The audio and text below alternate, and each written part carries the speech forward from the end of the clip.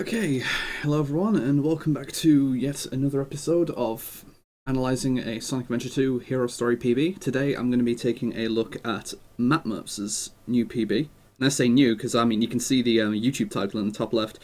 This was literally gotten like 2 days ago. This is like brand new. So this is kind of like Drywall's last week, where this is a brand new PB. And as far as the RTA goes, it's a similar sort of PB. I was actually here live for some of this PB, so I already know some of the things that I'm going to be talking about. I was really hoping that this run was going to end up as a PB, because just from what I saw, there was like quite a lot of stuff to talk about, some constructive things that I definitely could have pointed out throughout the run, so we'll just go through. You can probably tell this is a change already from the ones I've done previously, that there's no audio here. That's simply because there is a lot of non-game music in this PB. And I mean, for one thing, like, it's, just not game music, and for another, just, I don't really want to risk any sort of, like, copyright or just audio muting stuff in the VOD. When this is going to become a VOD, I should say.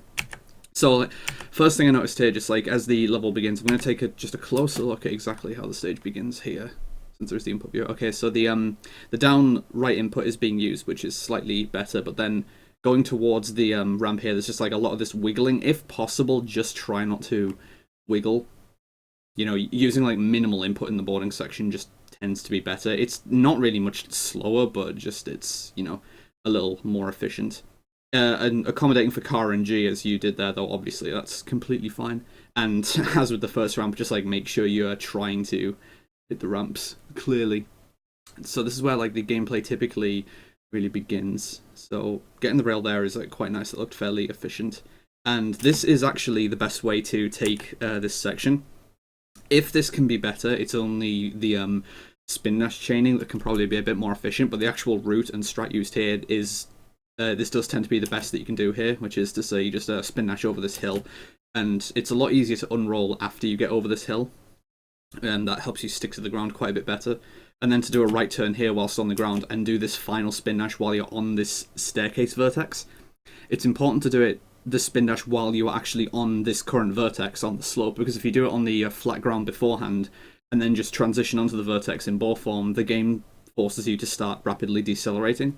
Just if I bring up my game feed, I can just give a quick example here. And I'm also debuting having my own input viewer available, so you can see exactly what I'm doing. So if I just get to the same point that Matt was at there, then... So this is exactly where he was, so I'm just going to get this enemy out of the way. So if I just... Like I say, this is the vertex I'm talking about. I'm on the floor here, and now I'm on a slope. So if I spin dash from here, and if I just turn left at the top of the staircase, I'm going to have a lot of speed. Like, you can see that I jerk left very aggressively there. If I do the same motion, but I just start from slightly further back on this vertex here, then you can see that I've got absolutely no speed at all. So the distance was almost exactly the same, but all of that deceleration comes from the fact that I've crossed over a vertex. For some reason, the game just kind of behaves like that with slopes and vertex changes. So that's something to keep in mind in general when you are, playing the video game. Like, that goes for anyone. So these slopes as well can be really awkward, so I don't really disagree with this. This is just going to be a standard C skip, I'm expecting. Yeah, plus pause buffer. So this is going to, be C skip. So let's see how you do getting off the skip here. Okay, so I'm looking at the input direction used here, and there's like some upright input being used here on the input cam here. This is what I'm always watching to see what the player is doing if the input cam is on screen. I personally recommend using left input here. Because like, if you're using right input, then, I mean, it's not hard right input like going right here, but it's still like in the region. You did stop here, which is nice. This is typically where you want to end up, where Sonic is right now. But if you're aiming towards the right, then it's easy to end up on the right-hand side wall, like this. Like, it's very easy to do that for obvious reasons. And then hitting the rail here is more difficult than it needs to be, because of the extra distance that you put between yourself and the rail. If you hold hard left on the control stick instead, then what will happen more often than not, depending on the position that you hit the skip in, is you will always stick in this exact spot, and then you can just do a short hop and a very quick up with a little bit of left direction spin dash jump, or not spin dash jump, homing attack cancel, and you'll get onto the rail fairly easily. If you hit the wrong part of the skip and use the left control stick angle, which you can't really control, then you can clip through this rail and end up on the other side. But in that case, it's pretty much the same as if you'd ended up on this right wall, except you just need to reverse the direction of your inputs, so it still works about the same. So this looks about right for the timing of the jump to and from the rails. Like if you look here, there's these 3 wall posters that you go past. And typically, after you get past this 3rd wall poster, this is when I would do a jump, which you do here. The homing attack, possibly holding the jump a little too long, and the homing attack slightly late, but it is much better to get a late latch onto the rail like this, rather than miss the rail completely. So, like, whilst this isn't the fastest you can do, it's obviously a lot better from taking it safe like this than if you just didn't get the rail at all. Though the way that you do this next direction turn, I do disagree with here. If you, again, look at the input cam here, using right and then left inputs, I actually recommend not doing this. I'm going to go up to the skip myself. Hopefully I can hit the skip quickly and show you how that's quote-unquote supposed to go. I love this, with light shoes.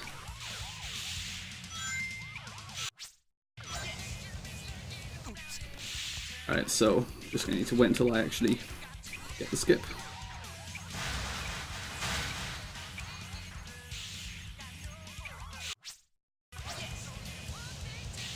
Alright, second try. So I'm going to, again, just hold... I'm going to do it myself, holding left input here. So I did end up on the other side of the rail here, but this is what I mean by you just reverse the inputs that you would normally do if you were on the right-hand wall here. So I'm just going to do an up-left, just a short hop followed by an up-right now, homing attack cancel. And hopefully you don't just sail over it like that. It should just be like getting on it fairly simply like that. So for this next rail direction change, I'm just going to play the game footage again. We'll just bring this back slightly, because you can always like look at the quality of the direction changing on rails by how much Sonic is bending over. So I'm actually just going to slow down the game feed a little here. By a little, I mean I'm taking it down to 25% speed. You can see that Sonic is tilting a lot here. So this means that it's not a very efficient rail angle change. That on both of those turns, Sonic tilted all the way over. This always indicates a lot of speed loss whenever this happens. So I'm coming up on the same spot here, and I'm going to use up, up, up, and then down, down, down input, and the result of that is hopefully going to be that Sonic doesn't look like he tilts much at all. He did a little on the first one, because I was like not fully prepared for it, but then he didn't really do it much at all on the second one. So I'm just going to go back up and do that from the start. If I can find my way back up. Playing this section with bad cam is always interesting when you're trying to go back up.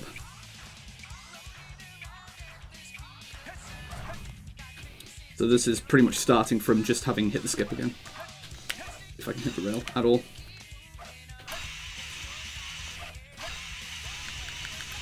You see how it looks there, like Sonic is just upright the whole time? That indicates that you're conserving a lot more speed around the rail, so it's up and down input that you do want to be using on that particular turn, rather than left and right input. It's kind of deceptive, and I used to use left and right myself, but up and down just gives you such better results that it's much more worth going with that.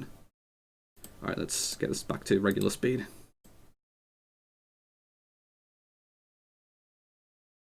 Yeah, just getting through that section in any sort of clean way is what I typically try to do there as well. I don't have a concrete strat for getting through here in the fastest time possible. I am very surprised when you went through the somersault barrier here, though, that you didn't actually stick to the floor on the upcoming hill. This looks about the right sort of spot that you want to get under the somersault barrier to stick to the floor. It could just be because Sonic looks like he's angling to the right here, so Sonic is kind of traveling in this direction rather than going straight up like this. But I'm surprised that you missed the first hill floor skip, but this is definitely what you want to be going for, to stick to the floor on this first hill here.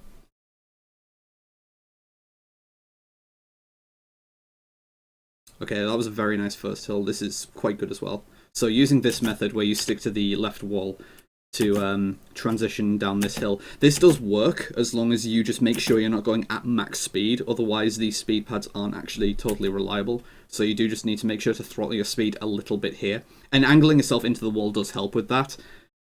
It can be a little difficult to gauge though with actively using directional input into the wall, because when you drift into a wall with directional input, if you continue to hold that directional input, that'll make Sonic very rapidly decelerate. So like flicking towards the wall will make you just travel parallel to it with like no speed loss. But if you hold that direction into the wall, you will slow down to virtually a complete standstill. So that's a little tricky to get used to if you're going to try and deliberately use that to slow yourself down. Now, one thing I always mention in this spot, and I'm not sure if you are using this as a deliberate visual cue, but when you go down this hill, I'm just going to slow down here again. Since you like actively need to unroll and re-roll to get over the next hill, there's a very consistent visual cue that you can use here, which is this ramp that comes on the left here. As soon as you see this ramp, like once you've gone past this ramp and you can just visually see it, you can just perform an unroll and a re-roll action, and this should be timed correctly to take you over the next hill. And you can see here that this is basically the time that you do it. Like once you're past there, it was like almost too late, but it was still basically the right time that you did it. So if you're not already using that as a cue, that is something you can use and it should work fairly reliably. Let's see, Bigfoot. Okay, so taking the restart here for IGT abuse.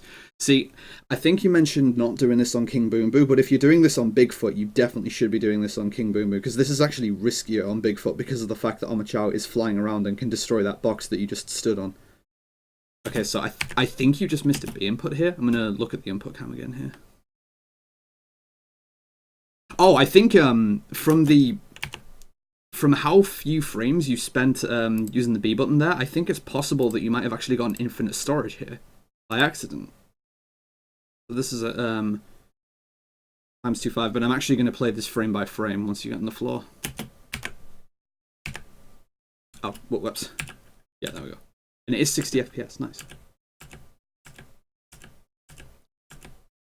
So you are grounded, so you should somersault when you press the B button. Yeah, you actually got infinite storage here, because according to this, the B button was only held down for 2 frames, and that should be short enough of a time span to activate infinite storage. Which, if you don't know what it is that if you just tap the B button for a couple of frames, it doesn't cause a somersault, but it puts you in the somersault state like regular storage does, and you remain in that state until you do something else, like until you jump or spin dash or anything.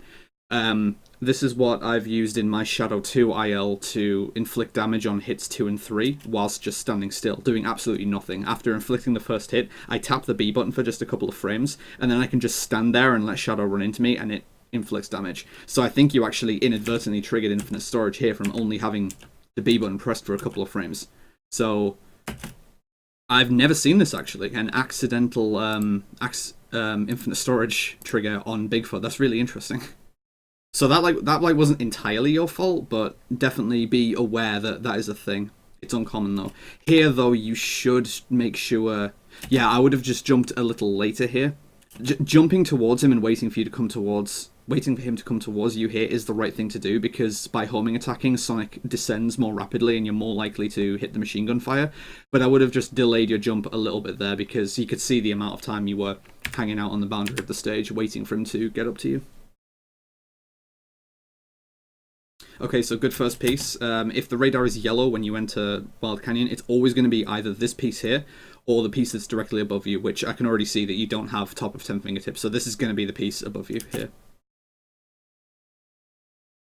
Yeah, okay, so this is an interesting type of route to the piece. This isn't the route that I normally use, so I may as well take this opportunity to actually compare the two methods that I normally use. So I'm just going to first do what I saw you do there. So let's just assume you had that. So, okay, you don't have it here. And you just took the wind tunnel up a bit here and got down here. So, inside of 6 seconds, you're going to reach the piece like that. But what I typically do to reach the same piece is to just go here and accelerated wall climb like this. I think that's still a little faster, possibly. But just one more time. Just go this. Because you can get wall boosts going up like this and then just like that. Yeah, I think that's going to end up being slightly faster. So that's an alternative. And I mean, the wind tunnel's awkward at the best of times, so I don't see myself using the wind tunnel there, even though this alternative exists. But yeah. maybe like look into doing what I did there. Going for this hint generally is good, and it gives you an opportunity to check for between two stone statues, the piece that's like going up and down here whilst you're there, because you can get two stone statues with that first piece, so it's worth checking. The terrace with two legs, piece 2, this is always the piece that's underneath the weight. Whoops, I'm not entirely sure what happened there, but yeah, just try not to drill dive massively. And yeah, this piece can be dangerous. So taking a death there, that is, I mean, you're not going to have a respawn piece here because you've already had piece 1 pretty much at the start of the stage. But this situation isn't always a death sentence as long as you collect the piece. You're still likely to have, yeah, piece 3 that's at the top of the stage, but it's not the biggest deal. It's only like a few seconds. 2 pieces underweight. Wild Canyon kind of made you work for that there. So I don't really have like much to say about that Wild Canyon, just that like the worst part of the Wild Canyon was grabbing the piece 2, obviously, but that piece is actually surprisingly difficult to grab because of how little time the weight gives you. Grab it. So waiting until you're facing up here is definitely the correct way to play the start of this fight. So that's nice. This is looking like, yeah, I was going to say 69, even better.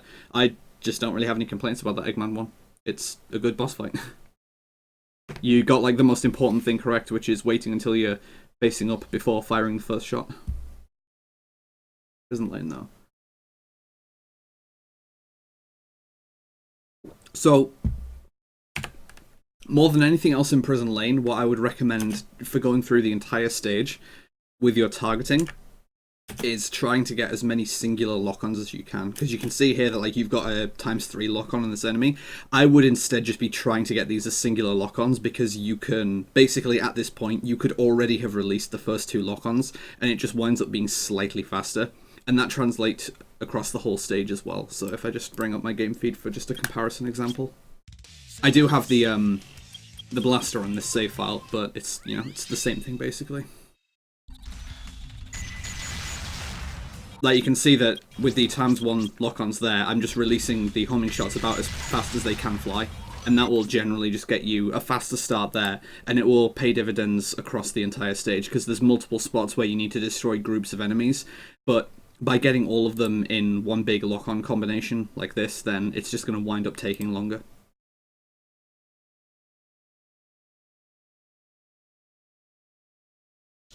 Okay, so I would definitely pay attention where possible to jumping around corners like this, but doing it with short hops if you can, because the cardinal rule of Tails' movement is that airspeed is slower than ground speed. The more time you can spend on the ground, the better. So if I were to then compare it like this, it would be, I'm going to like do the same sort of motion where I want to jump around the corner, but just try and do it like with a short hop if you can, rather than just using like a longer jump like this. Just a good habit to get into.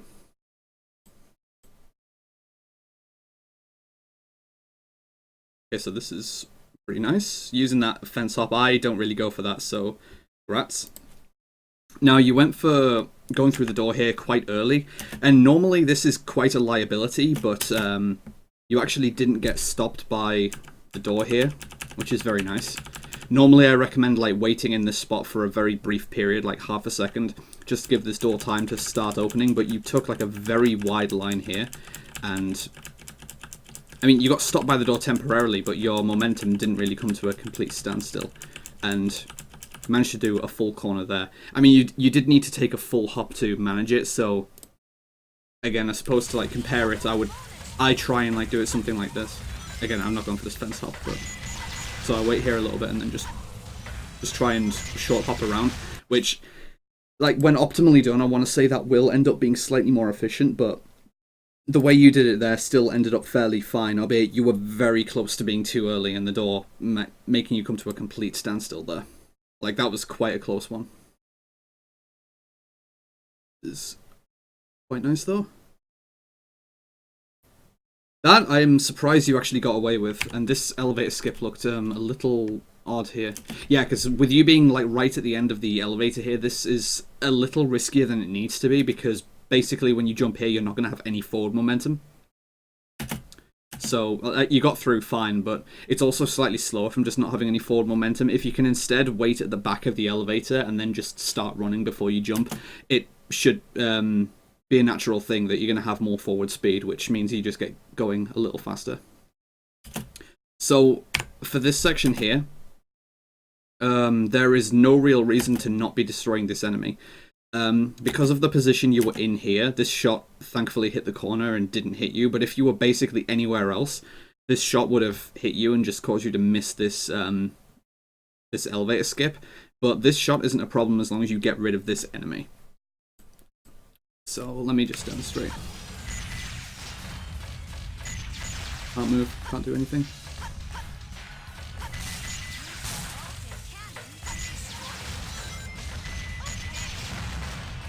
So I'm just going to make sure I destroy the enemy, so watch the shot that he fires. So the shot just disappears into thin air. That will always happen as long as you just make sure to destroy the enemy. Nice movement. And let's just continue with your gameplay.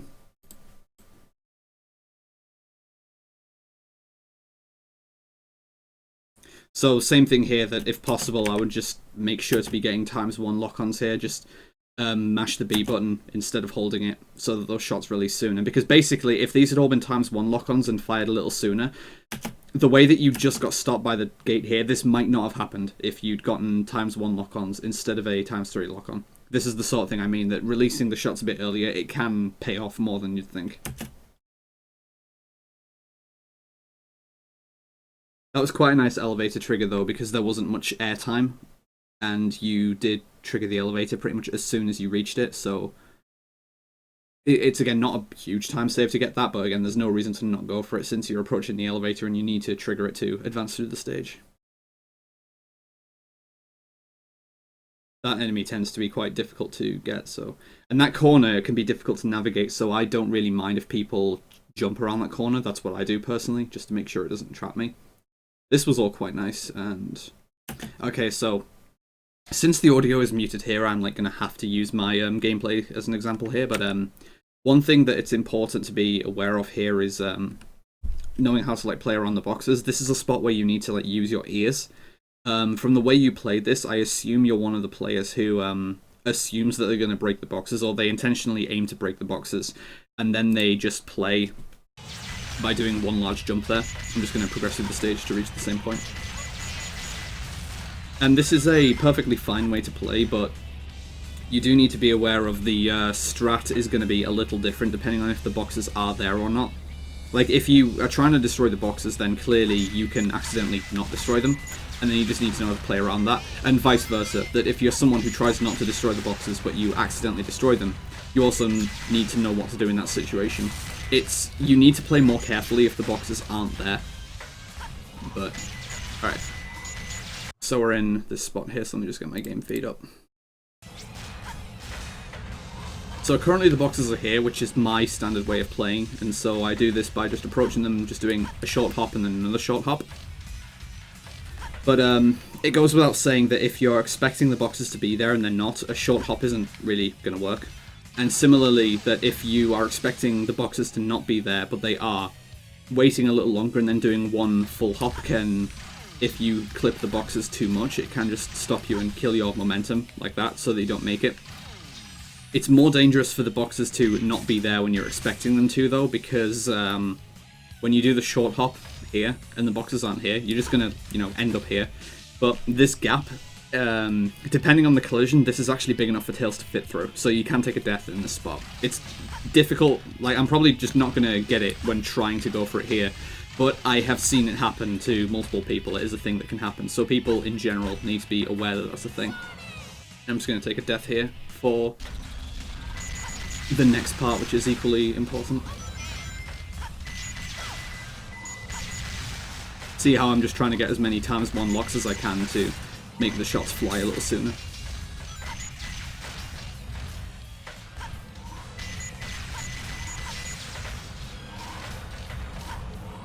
So I'm just going to progress from here after the next section.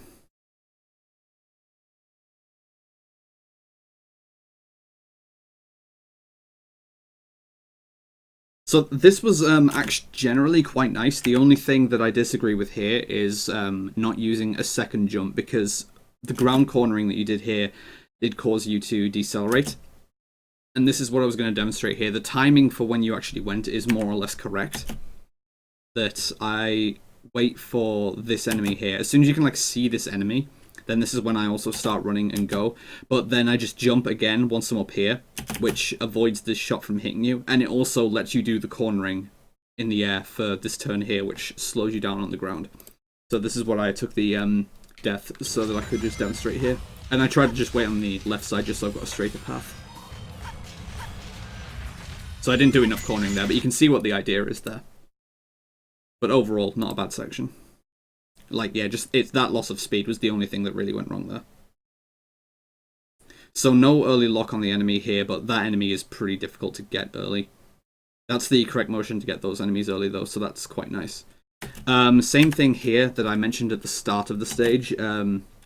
You can get away with a short hop here as well. The timing for when to do the jump here is as this shadow on the floor gets passed. So, like, you jump at about the right time here. You can go, like, slightly earlier, but more importantly, you can get away with just using a short hop here.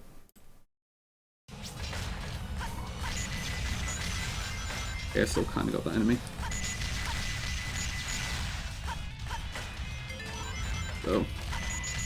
So I just did a short hop and I got that enemy, no problem. So again, the more ground time you can get with tails, the more frames and tenths you're going to be picking up here and there. And then, once again, the same thing here that you really do want to be using ×1 lock-ons here instead of getting a full lock-on like this. I'm not entirely sure how you didn't make it up there though, because I've gotten this gate hop from the gate being lower, so I'm not entirely sure why you didn't make that, but yeah, that's unfortunate. And as for when you can jump, if you need to take this elevator as a backup, my general visual cue is that you can jump once, like, the edge of the elevator gets above this visual point.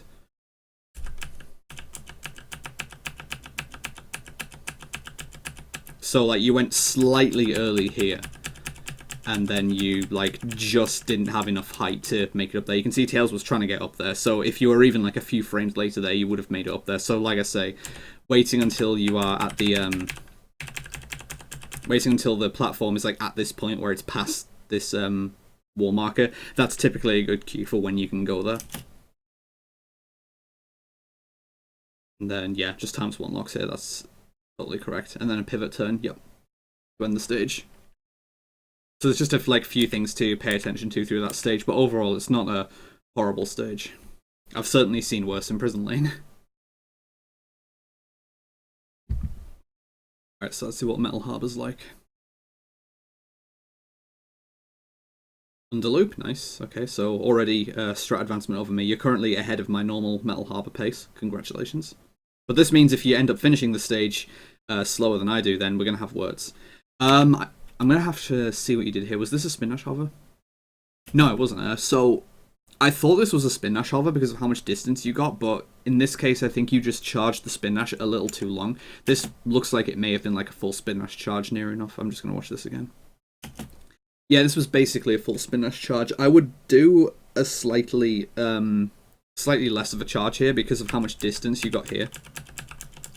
Like, ideally, you want to be landing somewhere around here if you can, so that you have plenty of time to get the next spin dash without slowing down. But you land, like, basically halfway across, and you're forced to slow down in this spot. So, like, a counterpoint example would just be, like, there's the stage. And just full disclosure, I'm not doing underloop here. Because I'm a scrub.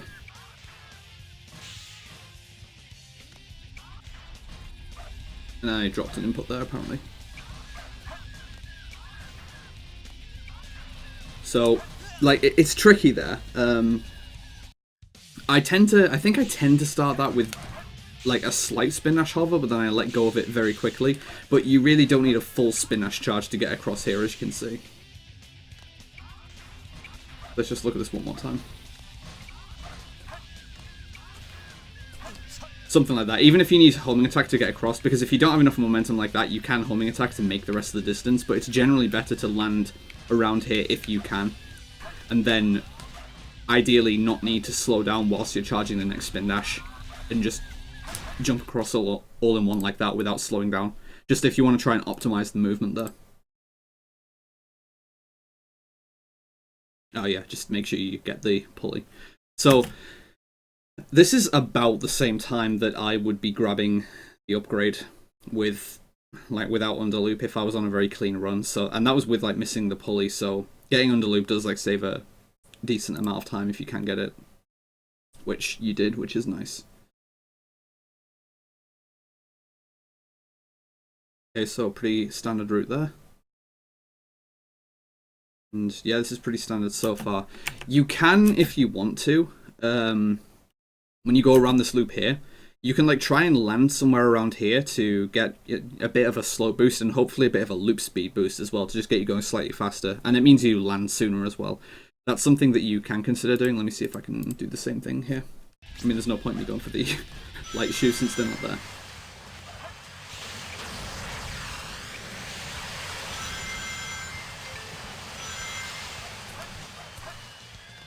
Like something like that. That will end up being slightly more efficient if you can do something like that.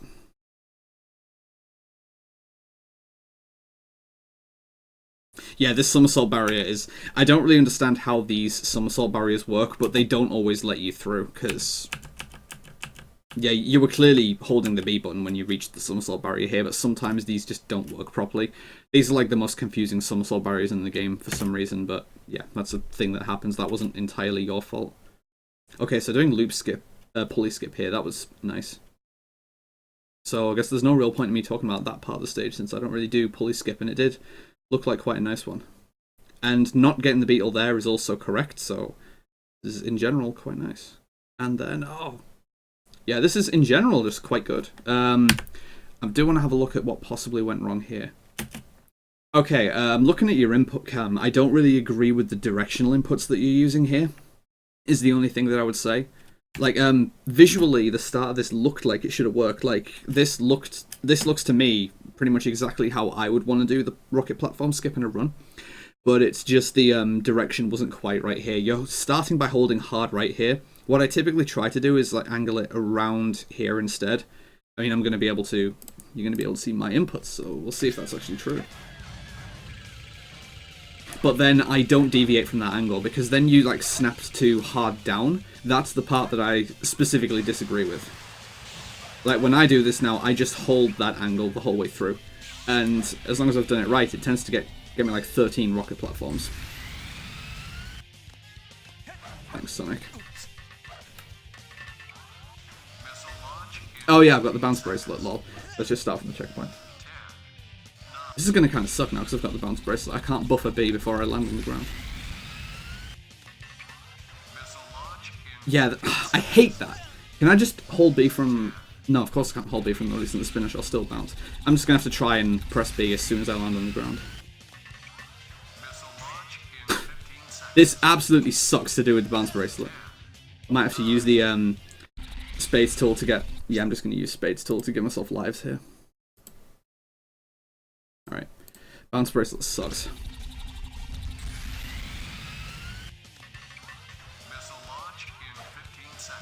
So there you go.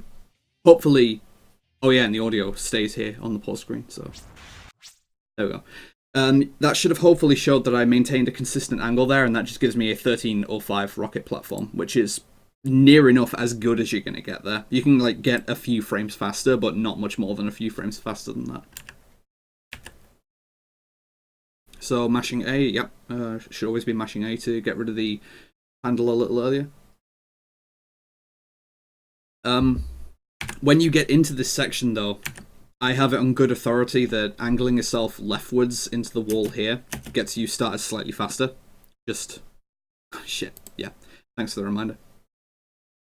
But yeah, when you get into this section, angling yourself a little leftwards into the wall typically gets you a more efficient start. Yeah, this was a pretty nice Metal Harbor overall. Like, the only things that really stood out was missing the pulley once to go up to the upgrade and then losing like a second on the rocket platform from just panicking a little bit. But overall, this was actually quite a solid Metal Harbor. The start of this run in general, honestly, isn't awful. Like, okay, 131 City Escape. I mean, 33 Bigfoot, obviously that's not great, but, you know. 31 Wild Canyon, again, not great, but with really bad RNG, even a top runner could like expect to get a time like that. 144 Prison Lane, which is still decent. and 124 Metal Harbor, which is pretty good. So the start of this run, honestly, isn't bad. Let's just see how Shadow goes here. I hope I'm not going to have to do any demonstration here, because this is a shit boss to have to get up to and demonstrate.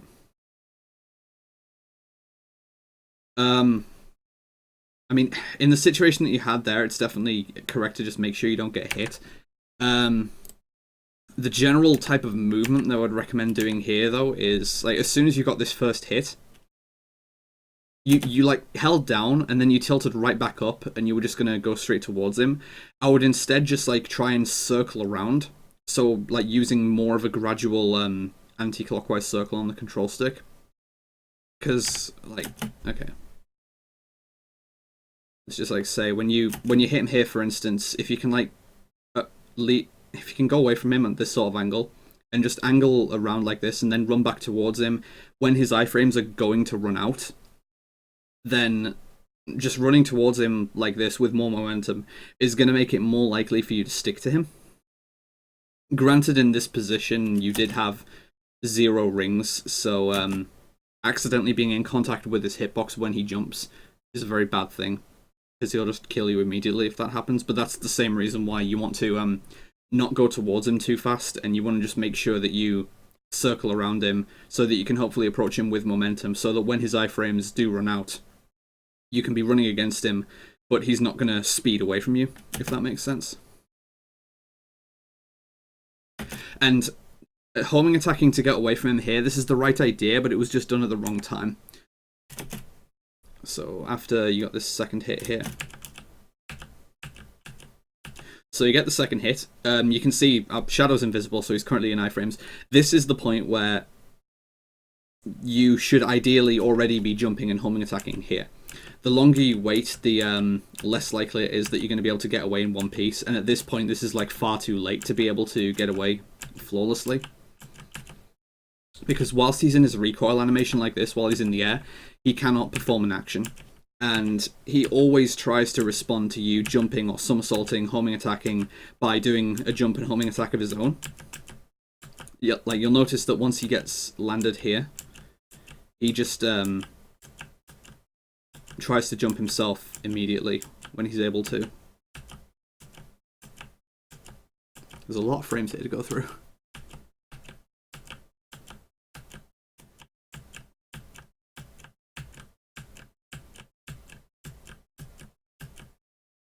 Yeah, when you homing attack, it just causes him to immediately jump. So you can see just like a couple of frames after you start the homing attack, this directly triggers him doing a jump of his own. A jump and a homing attack. But he can't do this if you perform the jump and homing attack during his recoil animation. So like as soon as you deal damage, you want to do a short hop and then homing attack cancel away from him, to get that speed to, again, go away from him, and then circle around and go back towards him with more speed. So getting away from him with a homing attack, like I say, that's the right idea, but you just want to do it a lot earlier than that, because then you can do it without him reacting at all.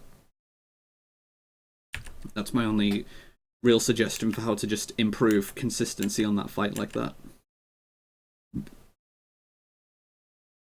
So I've got to find Amy and Tails right away. Okay, so... Well, again, here, you pause there, you may as well have taken the IGT restart here. An IGT restart like this always saves time as long as you pause before the timer reads 0.85. Well, I suppose since you need to spend a frame to do it, if it's shorter than 0.84, then you are saving time, technically. So at this point, you may as well have just taken the restart here and saved a fraction of a second.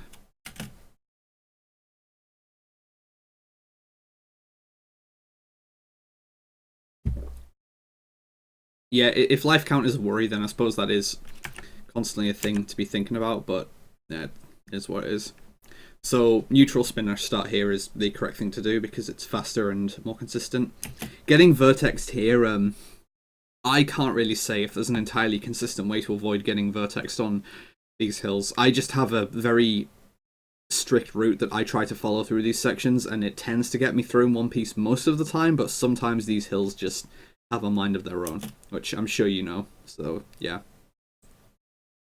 This in general wasn't a bad route through that hallway though, like it was actually generally quite straight. And Yeah, this is why I don't do that. This is why I just take the vine rail there. Like, I just do the light dash and I just ride it up the wall and take the vine rail. And it tends to give you a nice spin dash storage for getting off the vine there as well. Which, like, I can see you're trying to do here, but you just did it fairly late, so you didn't get much mileage out of it. But spin dashing and, well, light dashing rather onto the vine for the previous one does tend to give you very good timing for the first spin dash storage. I'm going to actually just demonstrate it here. Hopefully.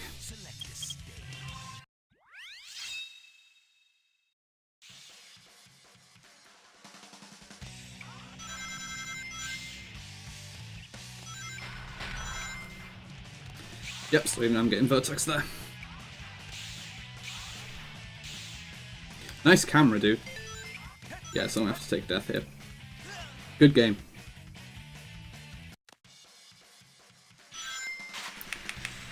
So I'm gonna get the spin dash as soon as I get off the vine here. Yeah, pretty much. And then I just time when to do it for the second one. And hopefully it's happy days there.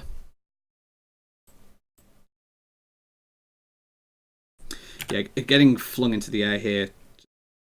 Oh, okay, this is because you start the spin dash early. Yeah, this is why, as a general rule here, I really try to... Taking this light dash is fine, but then I make sure I'm past that next hill before I do the next spin dash. Especially because, if possible, you want to be on this neutral vertex once you go over the hill so that you can just do another neutral spin dash with no direction. You can do the same thing down this hill, as long as you're on the right vertex.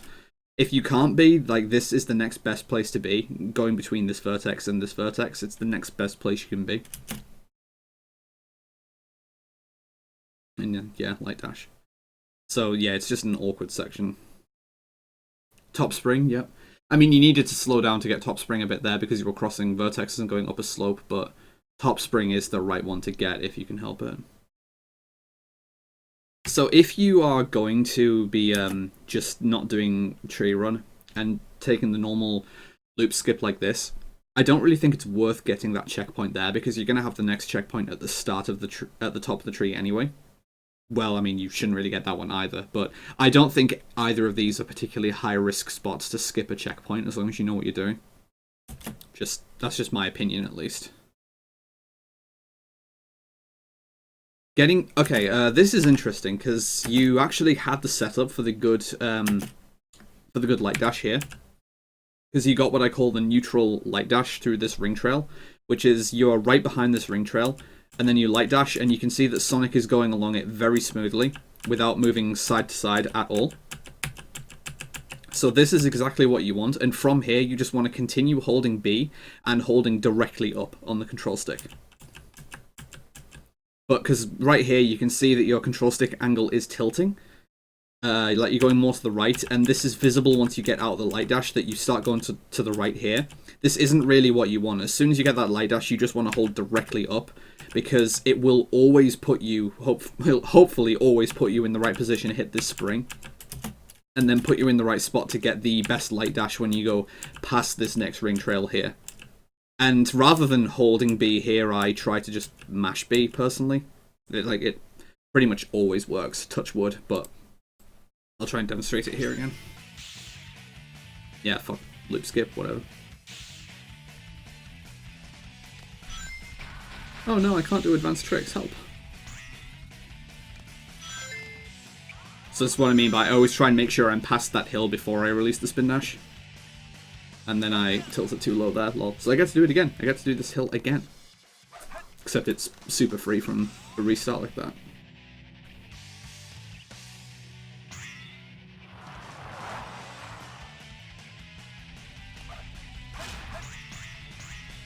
So rather than getting the checkpoint, I would just try and stay grounded and have a more straight path there. So if you are like straight behind the ring trail like this, again, hopefully my inputs are going to show that I'm just going to be holding straight up the whole time. And as long as you just press B going past that ring trail, you should always get that good light dash, if that's the way that you enter the spring. And if you get the neutral light dash and just hold B, you should enter the spring the same way every time.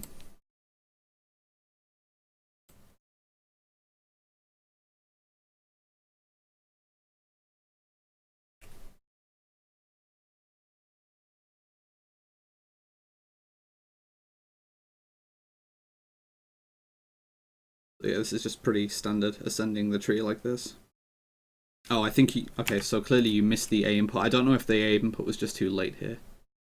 Yeah, I think if this was just too late, I'll run this back one more time and play it frame by frame.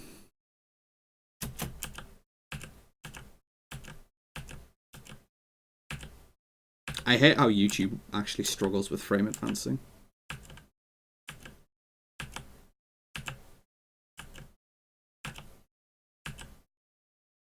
Okay, so you are moving here. Yeah, you can visibly see here that the A input only comes out once you are off the ledge, so this was just a bad spin dash jump, in other words. Like, this should have worked, it's just that your A input was too late. And thankfully, this is a low-risk spot to miss a spin dash jump, because you do just naturally end up in this sort of position. So thankfully, it didn't kill you.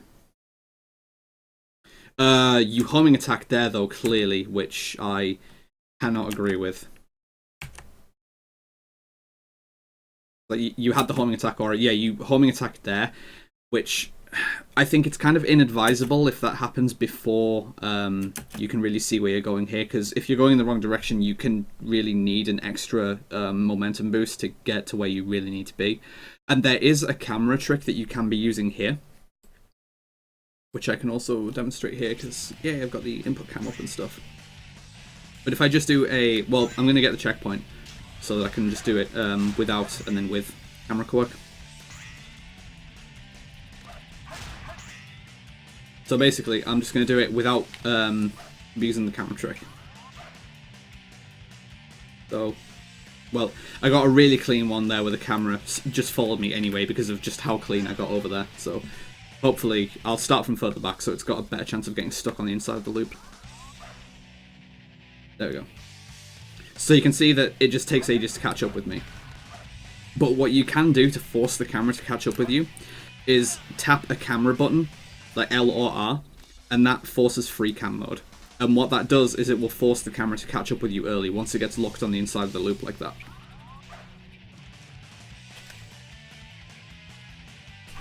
Just do one more demonstration there. That was an odd one.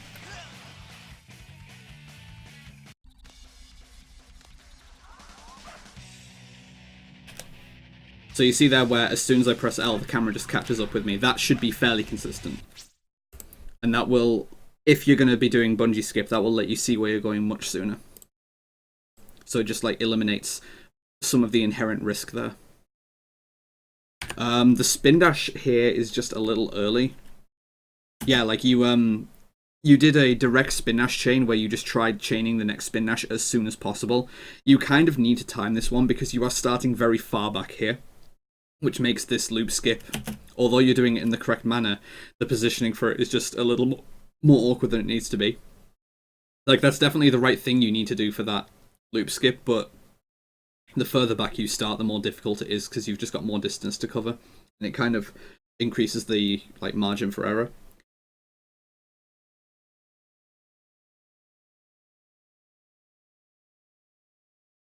Ugh. Just holding my breath a bit there to try and get rid of these hiccups. But overall, like, still, you know, not horrible. Green Forest. Your Sonic in general is quite a bit stronger than certainly the Knuckles so far. From what I'm seeing so far, I think Sonic is your strongest character overall. From what I've seen so far. So, I mean, I can't imagine you haven't seen this, but like, just in case not, typically the best way to start Pumpkin Hill is by getting the text cancel, where you just do the same motion here, but you just run around here, curve in, and then just press B here to get the hint, and then run into the upgrade. It's kind of just doing two things at once. And I mean, IGT, it's not as helpful because you spend less time on the upgrade screen, but there's no real reason to not do it either, and it just streamlines the process of playing the stage a little bit.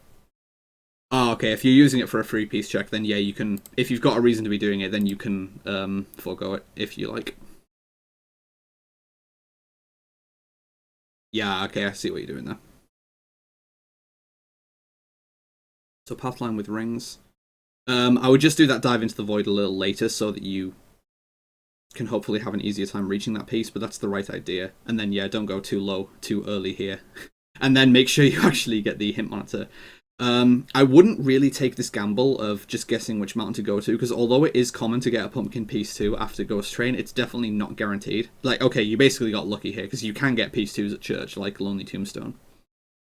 And this also means that since you've got the hint so late, now these hints are invisible, and you're going to have to hang around and wait for your hint for piece 3 as well, after grabbing this piece, so, yeah.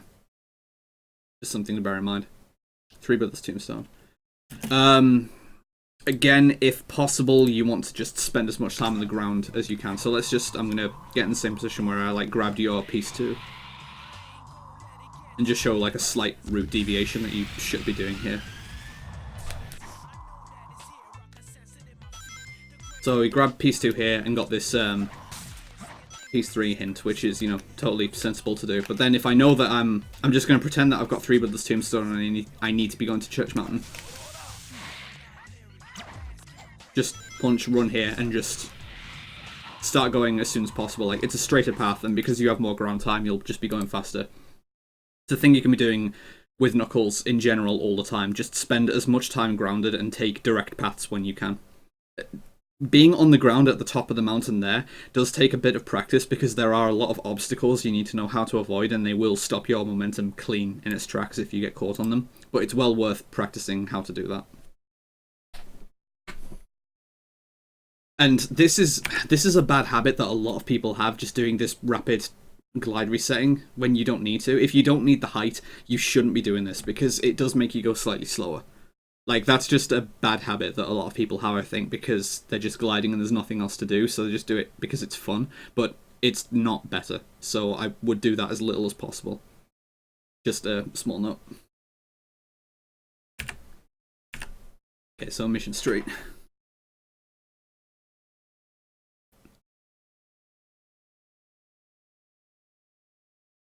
So if you're going to end up angling towards the police car here, I would just try and take the straightest path that you can at the start of the stage here, which is, say, going in this direction, which, again, I'll bring up my game here. Again, just if possible, there's no real reason to not just take the straightest paths that you can.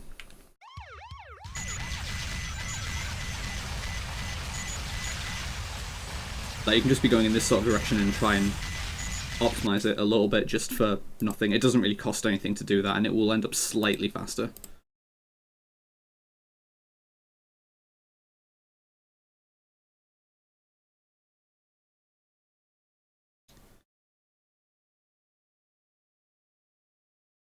The Tails movement in general, I'm seeing, is a little wobbly. It's not like wobbly in the traditional sense, but it's a little jerky, I suppose. But it's fine. You're still getting here like 22.4. This is still like a perfectly fine time to be getting to this spot. Albeit you did go around left-hand side, which is notably faster than going around the right-hand side, which is what I tend to do. But hopefully if I get there from here in good fashion for the rest of it, it should kind of show what I mean about just the movement quality of just taking straight lines where you can.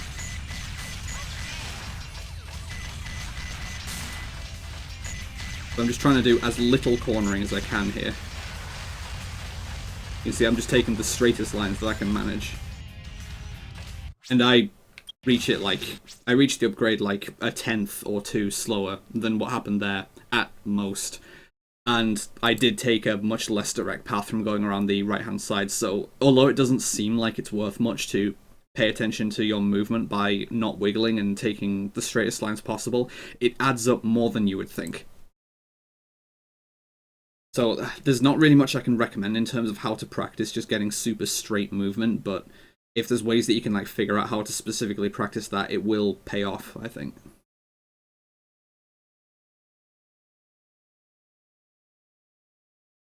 Okay, so this was pretty nice. So from here, this is the point where the movement really matters through the stage to get Zero Cycle. Jumping over this police car, I don't really agree with. I don't actually think this is faster than a very simple alternative because of the amount of time you spend in the air with Tails here. Rather, what I would recommend doing is actually just running straight through the police car.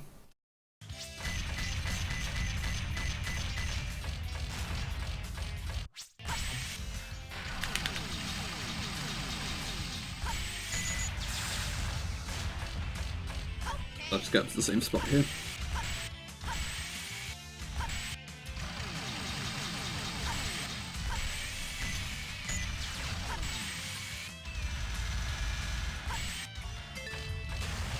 So, I'm going to not shoot towards the police car, but just run through it, and you're going to see that it doesn't stop my momentum pretty much at all. Okay, I completely missed it. Try this again. Like, the camera can really influence your movement in funny ways. Like, you can see there that it basically imperceptibly stops your movement. But while you're going towards it, there's no reason that you can't just be shooting towards it anyway, so most of the time it will be out of the way by the time you reach it, and that does wind up being a little faster than jumping over the corner like that. Like, I think I shot it out of the way there, and then I didn't do cage skip perfectly, but if you're going for zero cycle, you really just want to be cutting off as many tenths as you can, and yeah, so if you can save like a couple of tenths of a second from not doing that corner jump there, it's like, you know, so much the better. So I just choose not to do that. I don't jump around over this corner to avoid the cop car, I just run through it. And it doesn't actually cost anything.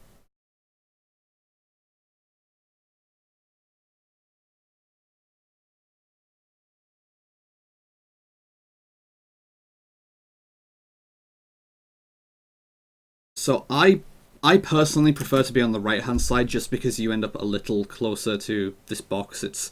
I think it's a little less extraneous movement to do, but either side like works here. If you're comfortable going around the left side there and landing on the left side of the speed pad, on the left side of the shrine, then that's fine. I'm not going to tell you not to do that. I just like to, again, just try and be as direct as possible. If you want to try and have generally a bit of a quicker time with this box and this weight though, there's a couple of things that you can consider. Nice bufferless weight jumps.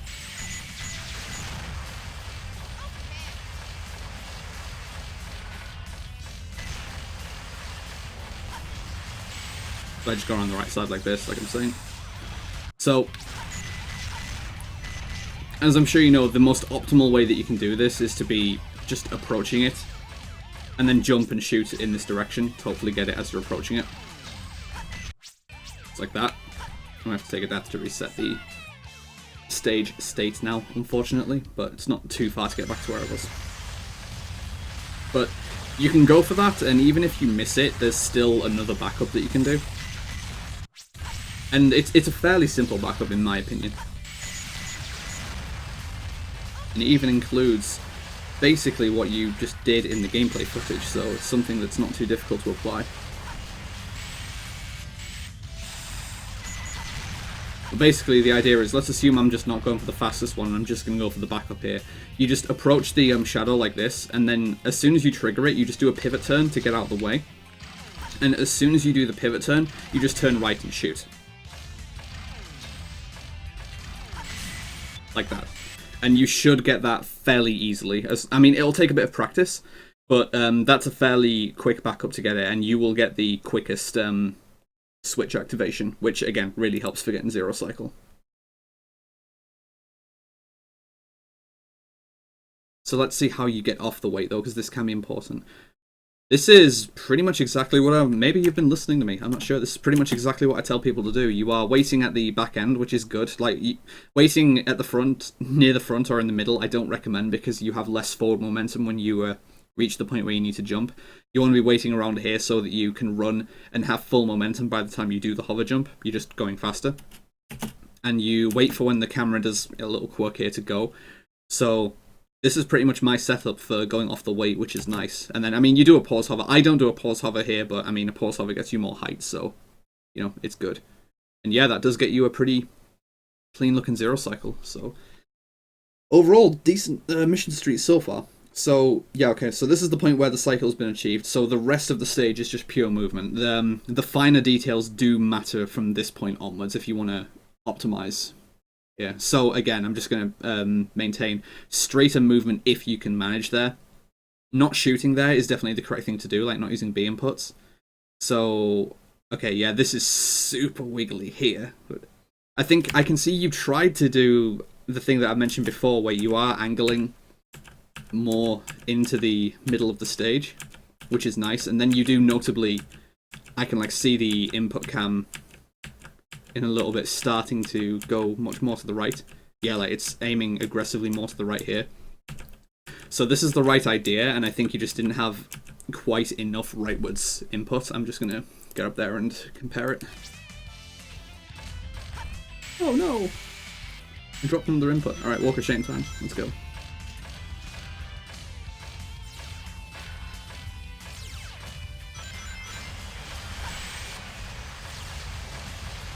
Alright, I think we got it.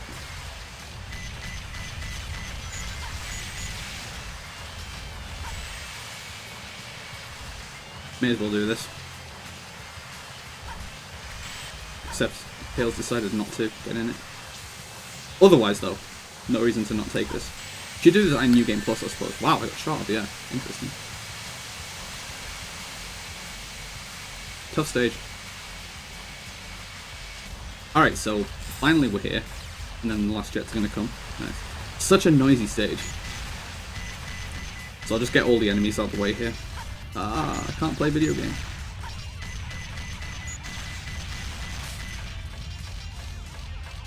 So yeah, I can do it, it's fucking easy. So yeah, just as a quick refresher, really, that plugging the wall to get through the first one here generally does work, and then angle yourself a little more like this, and then just turn more in towards the wall. Hopefully still looks smooth all in one go.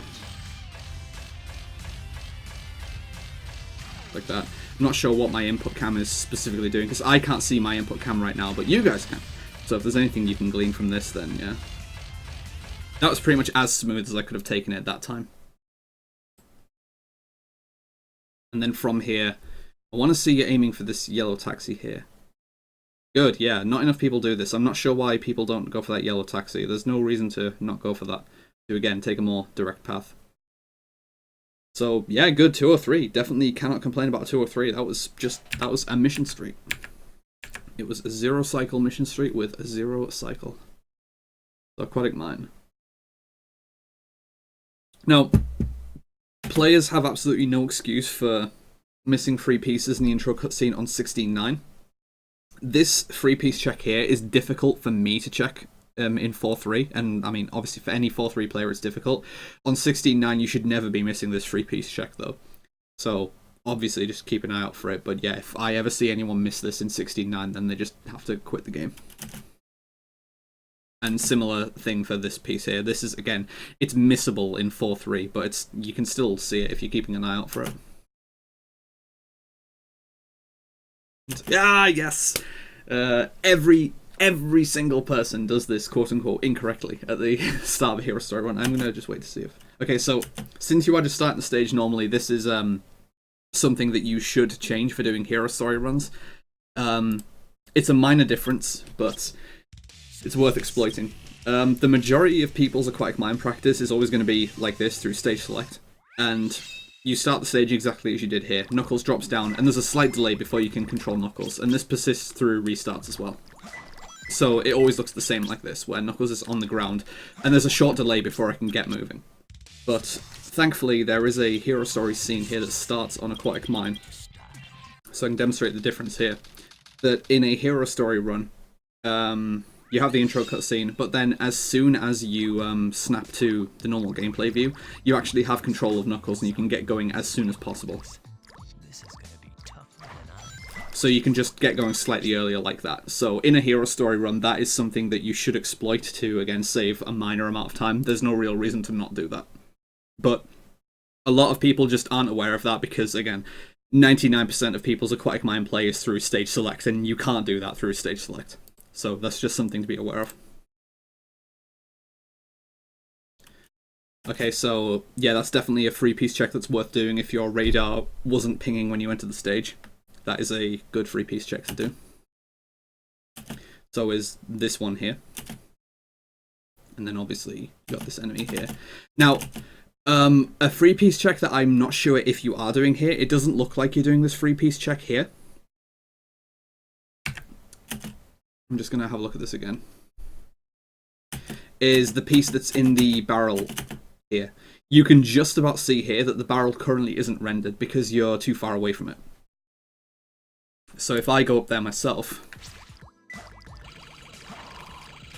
So I get this enemy, and you can see that I currently have a completely unobstructed view of this area. And if I move forward now, you can see the objects getting rendered in, and then once I get close enough, now the barrel appears.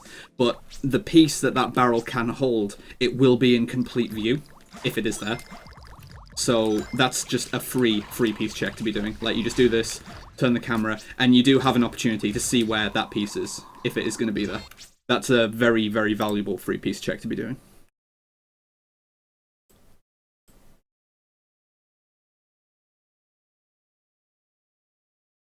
Okay, bottom of the skull fence. And then 1.5. It's interesting, like, there aren't many people who actually pause buffer the hint text coming in to react to it faster. There's no reason you can't do this, but it's not a common trick. It might be something that we decide to standardize or rule one way or the other in regards to pause abuse and pause strats, but in the meantime, it currently is legal, so there's no real reason to not do it. Not about aquatic mine in general, though. Like, I don't really have any specific disagreements about how that was played. Just that in the top room, like I say, you can definitely be doing the free piece check with the barrel piece. Metal barrel where ghosts live is the specific piece name. And I'm pretty sure people have said as well that while you're doing the overturned minecart piece check, you can, by the same logic, check for broken minecart, the one that's in the other metal barrel. I think you have an opportunity to check that because of draw distance as well. That's what I've heard. I haven't tried it myself, but I've been told that you can do that. Alright, this is just a wide turning... Yeah, just wide angles and lines so far. Which is not the end of the world, but it is improvable.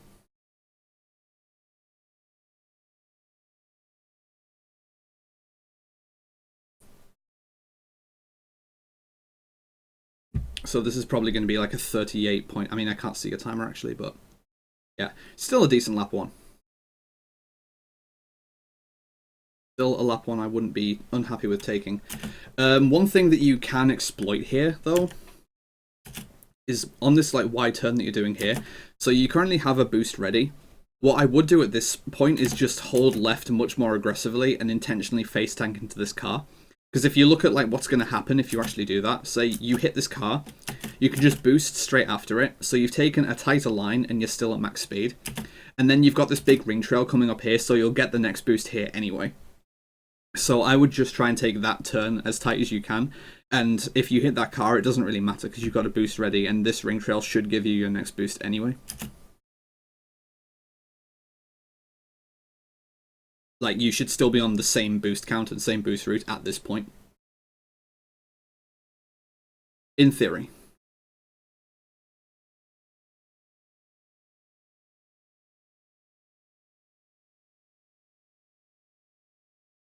Yeah, this is actually a good Route 101 so far. Like, the actual pace. I think you're going a little slower than normal here, though. Yeah, you just boosted a little early here. I don't really fully understand how these mid-air boosts tend to work, but I do make sure that I'm on the ground here before I do this boost that you performed. I often find that if I do that boost in mid-air, hitting the ground causes me to lose speed. And you notably did lose speed here because I always judge my pace based on where the cars are. You passed this red car earlier than I would expect. So, like, normally I pass the car around this point if I'm on good pace. So you were ahead of my normal pace when you passed that car. But then here you lost speed. And the result of that is that you passed this yellow car a bit later than I would normally expect. So you notably lost a fair bit of time just from doing that boost too early.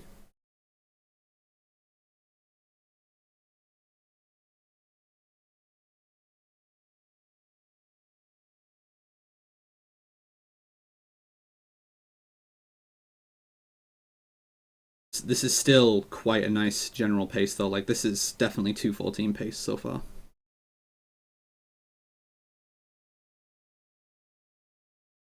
This turn can be quite a bit tighter if you can manage it. Like, you can see that, like, if you just started turning slightly sooner, you can just try and take the inside of that turn, have it a bit tighter. Again, it's not a huge thing, but if you can do it, it's just worth doing.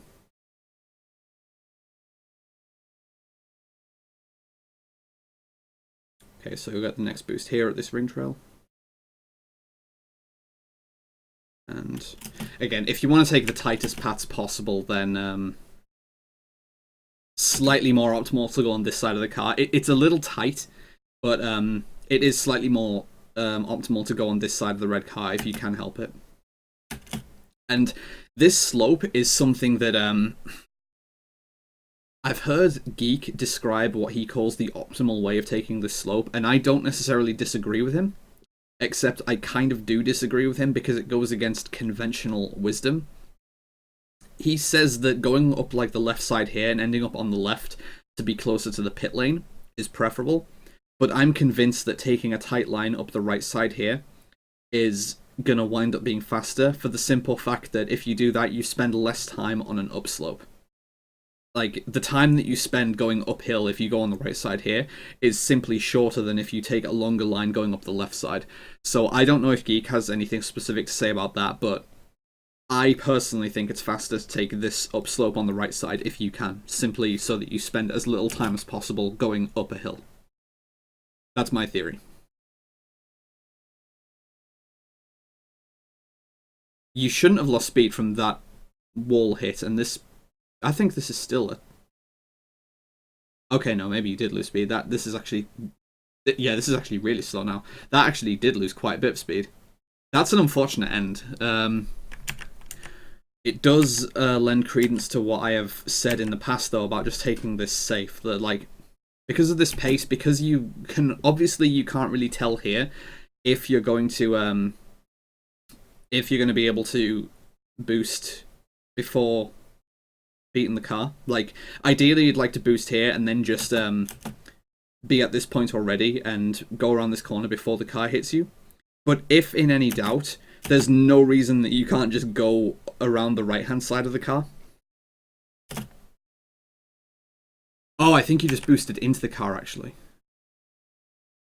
Yeah, okay, that's what caused the speed loss. The wall hit didn't cause any speed loss, but boosting into the car did. That's why it lost so much time. So, yeah, I would just go around the right-hand side of the car and then just boost after it. And that's just going to wind up being safer more often than not. That was a really unfortunate time loss, but unfortunately that in itself did cost a few seconds. That was definitely 2:14 pace before you hit the car. So that really shows how much of a difference it makes to have one big mistake at the end of the stage, unfortunately. It's totally avoidable though, so I would just...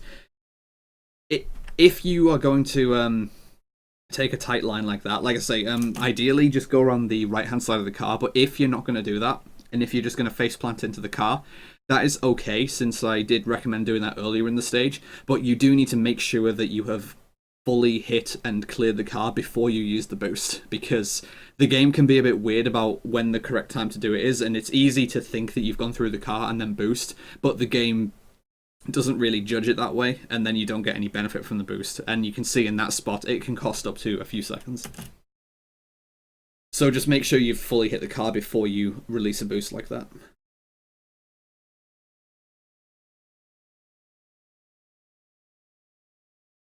So this is the right idea here, but I think you maybe just got intimidated here. You had this correct, basically. Like the direction that you had here could have been slightly more optimal, but you got the 3 lock-ons here, which is exactly what you need, and then you just slowed down here to make sure that you didn't die here. I would just put in quite a bit of hard practice into this part of the stage, because this wouldn't have killed you if you just gone without slowing down, but I feel like you were maybe just scared of dying. Let's just play the start of this. Whoops. Oh man. Give me it. Shame that you can't get it like that. Anyway.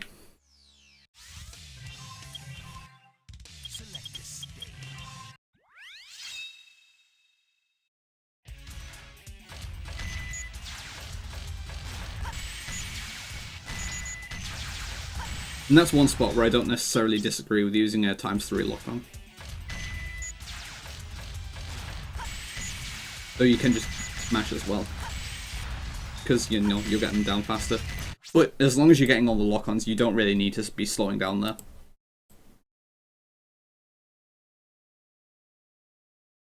you can be shooting earlier here. Like, pretty much once you're in this position, you can just be shooting the door from here, because from how late you started shooting the door, that was the only reason that it was still intact by the time you got up to it, like this. So that's the only thing that really went wrong there. That was an interesting rotation around the drum, though. That was very suspicious. Alright, if you're going to just go for axle jump like this, then I would just recommend doing one big hover jump off the door here. Specifically doing it off the door if you can, because it is slightly higher up than the floor that's just before it. Which is the same reason why we use the door to get on top of here for a pole jump, because it is actually slightly higher up. But as long as you get one good hover jump, you can just do one hover jump here and it will work. For getting past this invisible wall here.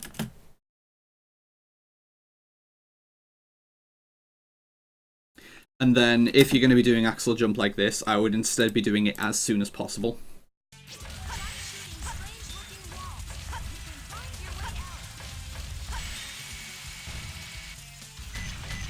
So, as soon as you can get over here, I would just do it like this. Can't hover jump for shit. You can use a camera trigger to hopefully get the camera to follow you.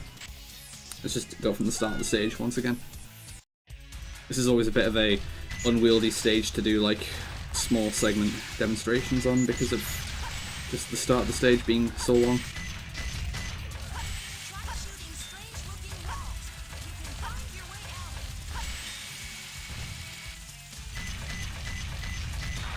Damn it. So one thing that I just did there, which you may have like seen on the inputs, is I was using R to again force free cam. If you don't force free camera mode here and you just remain in the auto camera, then the camera angle is a lot lower and you can't really see the floor below you. That's a problem when you're judging where to land after a hover jump. So I deliberately force free cam here so that I can see where I'm going to land. And my typical idea for when I can drop down from a hover jump is, this is the floor that I'm going towards. As soon as like the corner is off the bottom of the screen, that's typically when it's safe to drop down. So at this point, I'm just going to unpause without A, and you just drop down and you land on the ground like that. That's a general rule that you can follow when judging when you can drop down onto a new surface. That rule will generally work most of the time, that if your goal platform is off the bottom of the screen, you can just drop down and you'll probably land on it.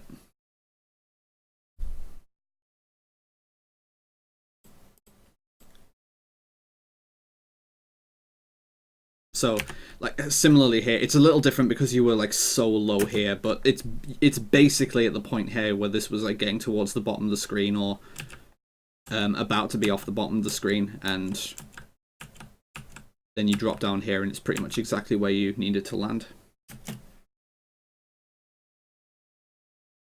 So this is quite nice using the upward momentum from the pulley for that hover jump. You can go slightly earlier there, but it's not worth trying to squeeze every 10th on. And this is the most optimal way to take this hover jump. It makes it a little more difficult, but again, a little bit more ground time does make it slightly faster.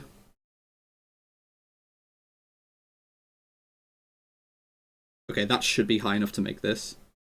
Yeah, okay, nice. That's a very difficult hover jump to make. You almost didn't get those doors in time, but you just did. I would just not stop firing there. And same thing here, like, where this is kind of inexplicable that you were firing a lot of shots here, but when you do this hover jump, you just weren't firing. And yeah, if there's doors to be broken, I just wouldn't stop firing. There's no real reason to not stop. Okay, now there's no audio here, so again, just gonna have to use my gameplay. But the cue that I typically use for when to go off that pulley is just based on the ring collection sounds. Like, when you go up that pulley, you collect a rail of strings as you go up it. And I go on the 4th ring collection.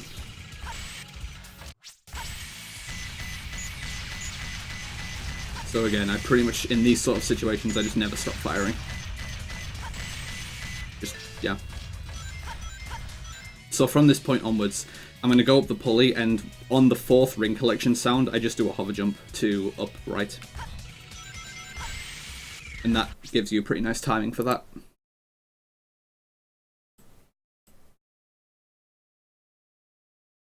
Now, if you can get this door before you reach it, it's obviously a little bit faster, but it's very, very difficult. This is probably the most difficult early door break in the stage. And I approach it the same sort of way you are here, but at this point, yeah, you want to angle towards it. And again, you can already be firing like this. It's very difficult to hit this door, though. You can destroy it before you reach it and not slow down, but this is like very difficult to perform. I'll give it a go here, or a couple of goes, since I just reached a checkpoint. Yeah, so I didn't get it quite there.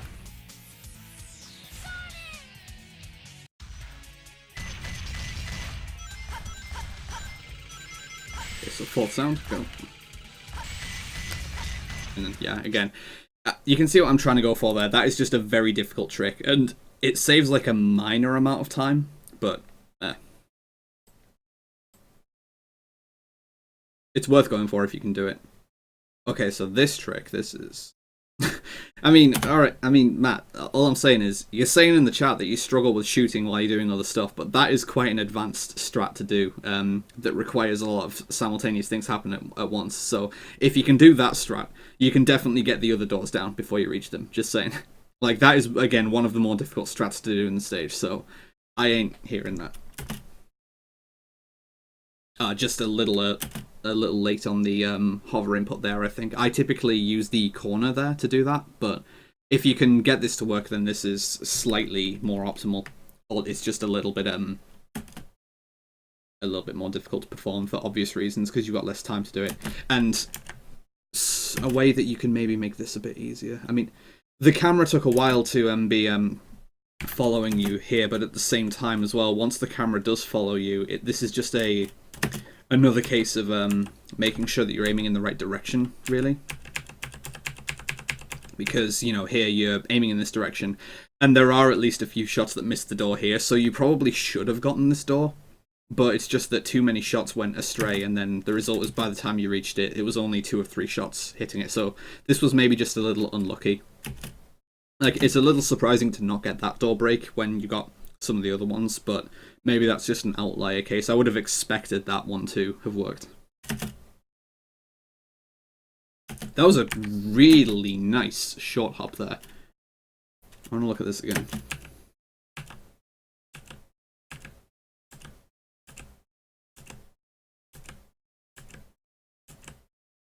Or was it a short hop even? Oh, you're not even using an A input. You're just walking straight up it. This actually, yeah, based on the cycle time, this doesn't consistently work. So if this was a judgment call, this is just a good judgment call as well. Because this, yeah, again, this doesn't consistently work. So, wow, alright, that was fortunate. I always just do a short hop up there, but if that worked, then it worked. You can go, like, slightly earlier on this pulley by just going as soon as you see it start to pull you up. So again, I use the corner here myself, where as soon as I see the smoke, I just turn and then I do the motion. Hey, I almost had the same mistake. So, yeah, again. Yeah, definitely just get up there when it's low if you can. So again, as soon as you see this pulley start to pull you up, you can just go while holding down, and that should get you across without too much difficulty. So that's like another like free sort of couple of tenths that you can scrape off something like this.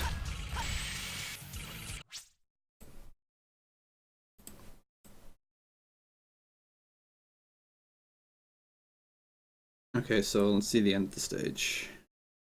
Yeah, corners can be difficult.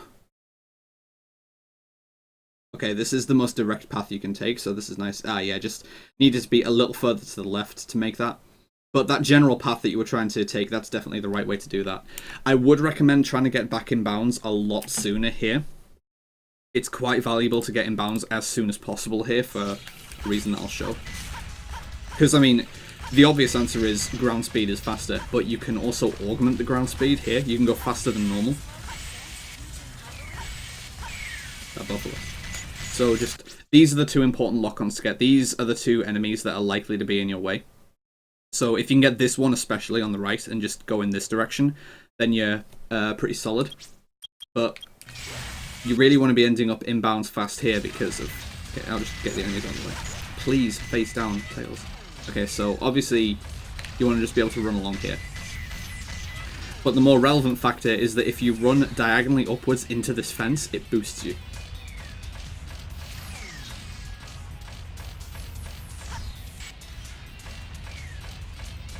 Like, you can probably tell that I'm going slightly faster there. You do go noticeably faster if you run into the fence like that. So, it's ground speed, but it's even faster ground speed than normal if you can just run along this fence. I don't really fully understand why. It'll be the same sort of thing as when you corner climb into a wall, where it's just adding the horizontal speed that it can't apply, but yeah, you'll go slightly faster like that. It only works on like certain surfaces as well, but it's definitely worth doing if you can. So yeah, since you get in bounds and you can see you've already passed the end of the fence, there's just no room to be able to do that if you take a wide line to make sure you're going around all the enemies. So getting all 3 lock-ons there is quite important. The direction that you are aiming here, I think, is just a bit of a problem. You can get all 3 of these lock-ons when you are going up this pulley by just making sure you're doing down right instead of fully down. I'm gonna have to see if these are still intact though, because I got I have the blaster here and I targeted something. Okay, I've got 2. Or I can just take a death and reset it, that's normal as well.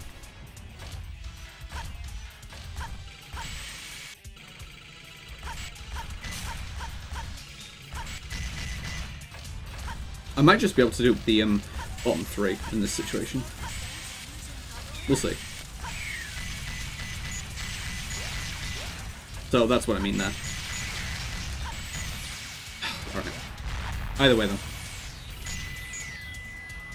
Okay, so I did end up missing there. I'm back in the sand. Either way, I'm not going to spend a lot of time on this because this is costly to get back up to. Fuck. Doesn't matter anyway, yeah. Moderating the game feed is something I'm not entirely used to, but I didn't really get the early locks, but I'm just going to insist on this sort of direction. When you're trying to get these early lock-ons, this is the sort of control stick angle you want to be using rather than holding hard down. It will give you much better results, in my opinion.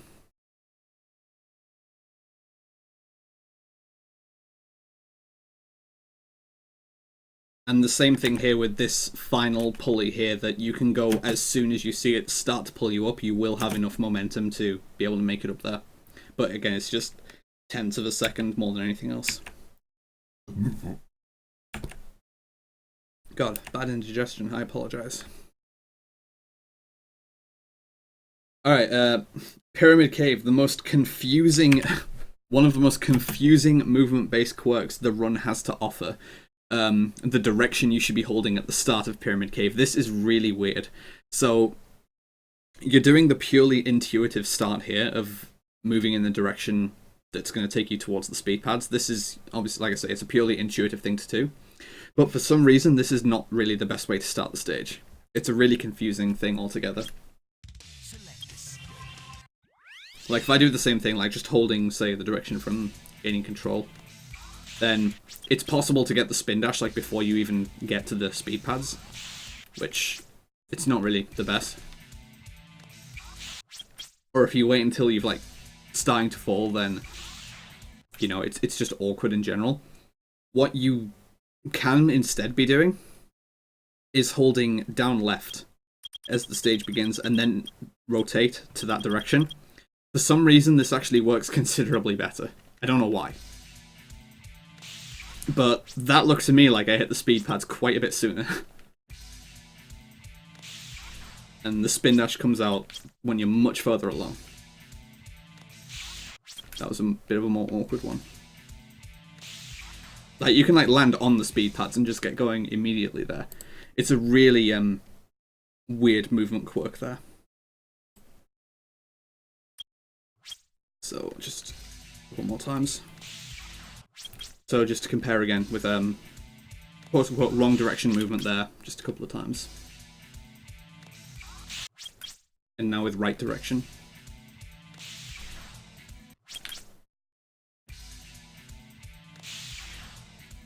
You can see like the difference is very drastic.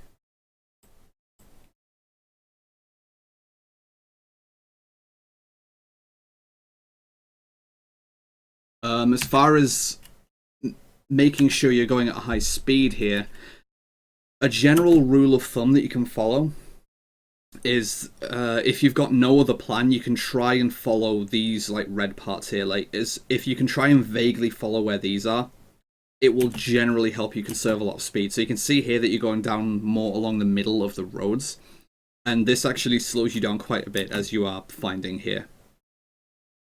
I mean, well, this should be telling that once you got around this corner, like, you're going fairly slow here, but as soon as you go up the wall and you are more in line with this red part here, you just gain a burst of acceleration.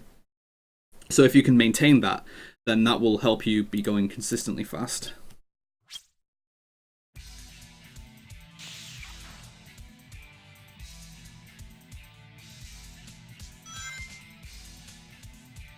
See how it looks like I start going faster as soon as I'm more towards that sort of angle there?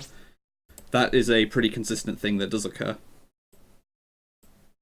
You do need to make sure to not be going too far up the wall at certain spots though, otherwise you will unlatch from the ground. This is just a difficult spot to learn how to play well. But yeah, like a 15 checkpoint there is improvable by at least 2 seconds.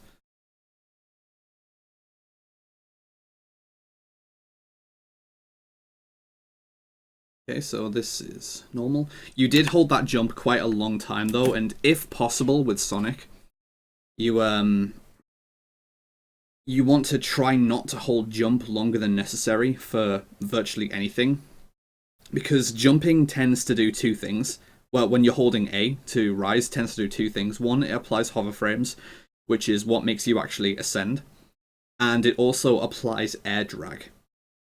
So your air resistance is higher while you are actively jumping or holding the A button. And the result of that is that when you do this spin dash jump here, you start very fast, and then you slow down quite considerably, and you just slow down more and more the more you hold the A button. So you held it like more than long enough to be able to clear this pillar here, and you just were slowing down quite drastically here. So, again, just a comparison point if I can get one. And if you can do that like that, that's the optimal way you can do that section.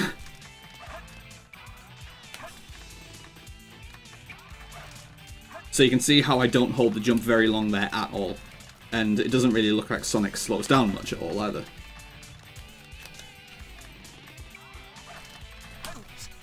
The only real risk here is what happened just there, where if you hold it for too little time, then you will like end up on this spot here. And if you oops like this, the one thing you need to not do is continue to hold up. Like, it's super easy to make that mistake. It's difficult to get back up here. Especially when I'm in free cam. I'm still going to be in free cam here though. This is why you don't want free cam in this section as well, because if free cam is enabled here, then this happens, where it's much more difficult to gauge where you're going to land. But if you end up on this last platform, and alright, well at least I can die and end up in auto cam again.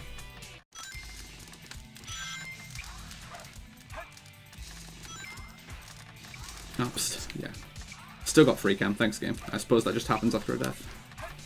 Yeah, right, so let's try this again. So if you react to this, I'm currently holding up, and after a certain amount of time, Sonic will just go off like that. But something that's quite an easy accidental reflex action to do there is to, as soon as you see the oops, you might find yourself just letting go of the control and then repressing up. That is pretty much the worst thing you can do in this spot, like, because that will always happen. You'll fall off and you'll probably die if you're at the sides of the pillars as well. So you really want to avoid doing that.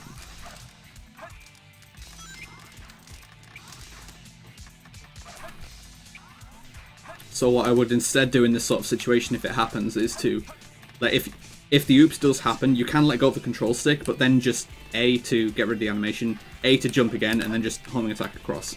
It's, like, it probably won't be a natural thing to do when it first happens. Like, muscle memory will still probably take over, but this is objectively the correct thing to do in this situation. Just get rid of control, just double A, and then homing attack across, or homing attack cancel.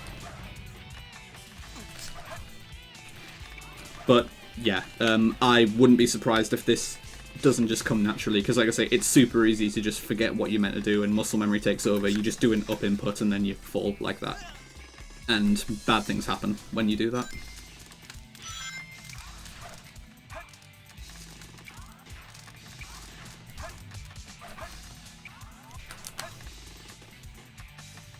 Nice. Nice. Double nice. Yay, movement. But the idea is just to hopefully... See what I did there, that I didn't reflexively hold up there, because I know just not to do that by now. So the idea here, again, is just to hopefully clear that with as little extra airtime as you can manage.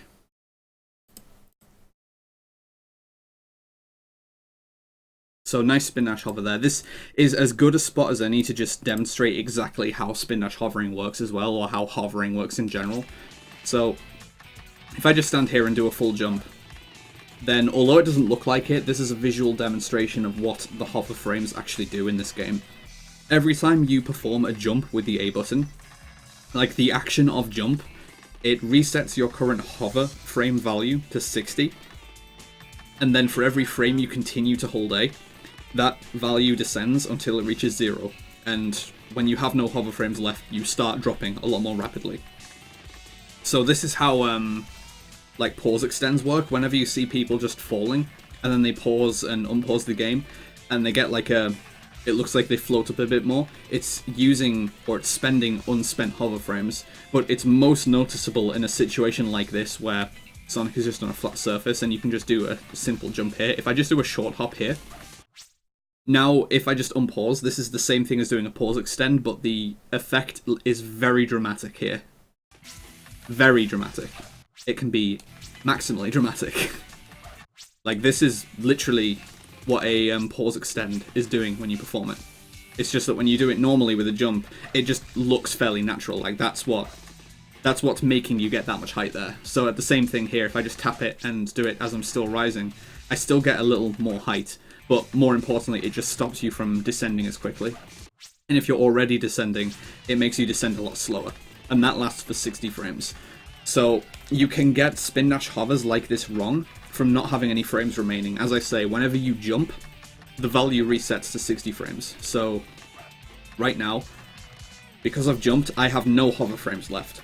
So if I try to perform a spin dash hover across this gap now, you can see I don't make it, because I didn't have any hover frames there. So the situations where you know there's a spot coming up where you'll need to perform a spin dash hover, if you are in any doubt as to whether you will have enough hover frames to actually do it, the simplest thing you can do is, like say here, I'm not sure if I'll have enough hover frames here. The simplest thing you can do is just tap the A button to refresh it. I should have like 58 frames of hover left here. So now when I perform the spin dash hover, I make it across very easily. That is the long and short of how spin dash hovering in this game actually works. Like how the mechanic is coded.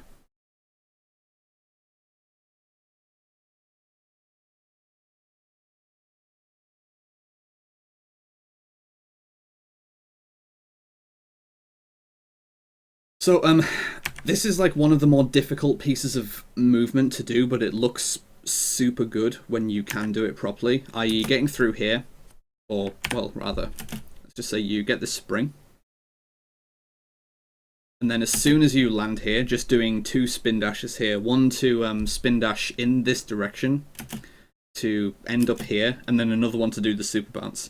It's obviously a bit faster, but it looks super clean when you can do it as well. This is like one of my favourite movement-based strats to do in the game, and to do without slowing down as well. So hopefully just looks something like this. Hopefully.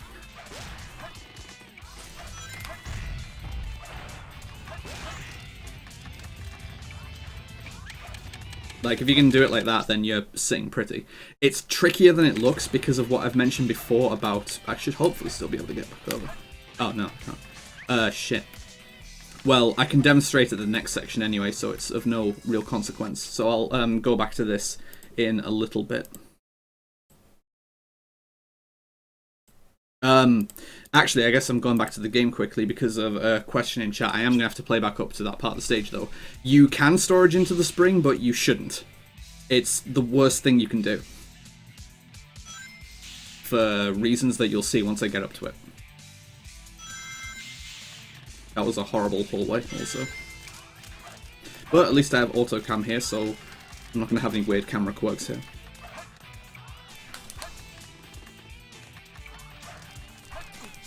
Ah, did the reflexive thing there, see? That's what you're not supposed to do there. Just a picture-perfect example of why that's the worst thing you can do.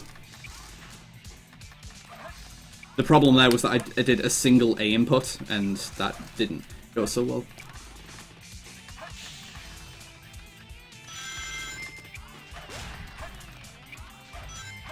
So the problem with storaging into this spring is that this will consistently happen.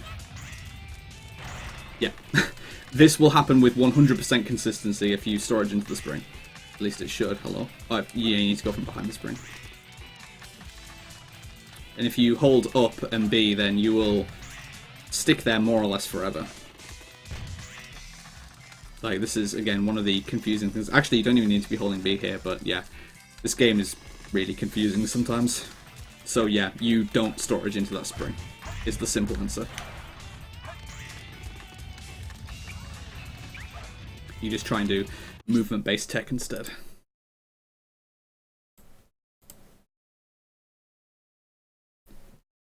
Alright, so I'm looking at the input cam here. So there was some directional input used here. The timing was not really what I recommend though. There's like the right idea is being used here, but not necessarily the right execution for the way I prefer to take this section. So what I recommend here is maintaining this neutral stick. There's no directional input. I recommend maintaining this until you get off this rail, because you can see that at this point you're starting to use upright input. But if you just have neutral stick here, Sonic will just continue in this straight line down the left side of the hallway, and this spin dash always comes out at around this spot. So now you can use a little bit of this upright input, but you can use it a bit more aggressively, and you can just fire it straight into the wall. And I mentioned this in City Escape, that if you just angle yourself towards the wall like that, but go back to neutral stick before you hit the wall, you'll travel down the wall parallel at full speed. Whereas if you hold the direction into the wall, you'll decelerate very rapidly.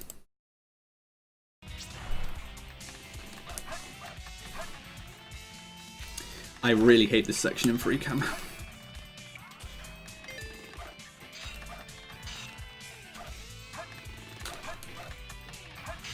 So doing it the right way, first of all. And you'll go down there fairly consistently like that. In contrast, if you continue to hold the direction into the wall, then you can see how quickly Sonic comes to a standstill. But as long as you just get rid of that directional input before you contact the wall, then you'll maintain the full speed. So that's a really free and easy setup to get down there. And it's like, because you're so far to the right, you'll definitely avoid the ghost every time as well. So it's just a little easier than manually managing the control stick direction the entire time you're doing that, in my opinion. Hitting the speed pad here is definitely not what you want because of the direction it sends you here. You just want to be angling a little more to the left if you can to go around the speed pad. Yeah, because then it causes this, and second hallway is a lot more difficult to maintain momentum in at the best of times without speed pads slowing you down, so yeah. If I just compare myself, hopefully. And a quick note on the door skip in general, that something that I think is very consistent about the skip is that the typical conventional wisdom is that you line Sonic's feet up with this point here, where these three floor markings intersect. So something like this, where, you know, his feet are, or it's right in between his feet. This definitely works, but I firmly believe that if you're a little closer than you think you need to be, that the skip works a lot more consistently, and it's also more lenient. You should still try to be as accurate as possible, but I firmly believe that if you're a little closer than you think you need to be, this just works a lot better.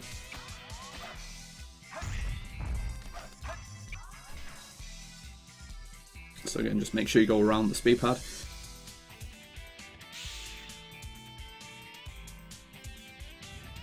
Yeah, this hallway is just difficult in general.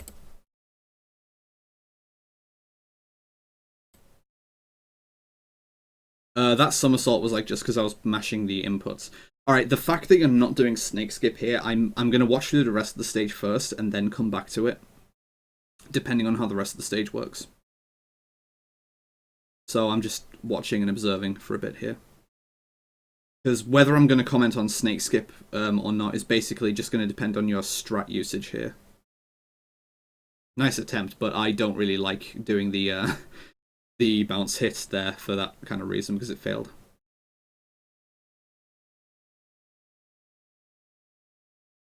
Okay, so you're just bailing out of doing the gravity bounce here. If you were going to do the gravity bounce here, I would have commented on no snake skip usage and recommended that you do it. But if it's something that you're not confident on and just want to practice in your own time, I'm not going to insist that you should use snake skip, because as much as top runners make it look easy, it is not a trivial strat. And it's very easy to die on, as well as the gravity bounce. So yeah, if you don't want to do it, I'm certainly not going to make you do it.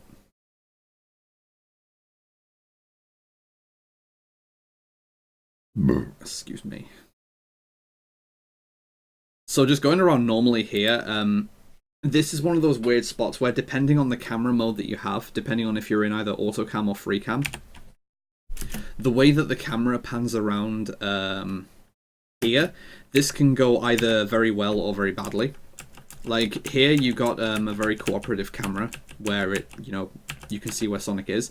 It's possible for it to get stuck on the other side of the loop though, on the outside, and you just can't see anything that you're doing, which you can imagine makes this following loop skip quite a bit riskier than it needs to be.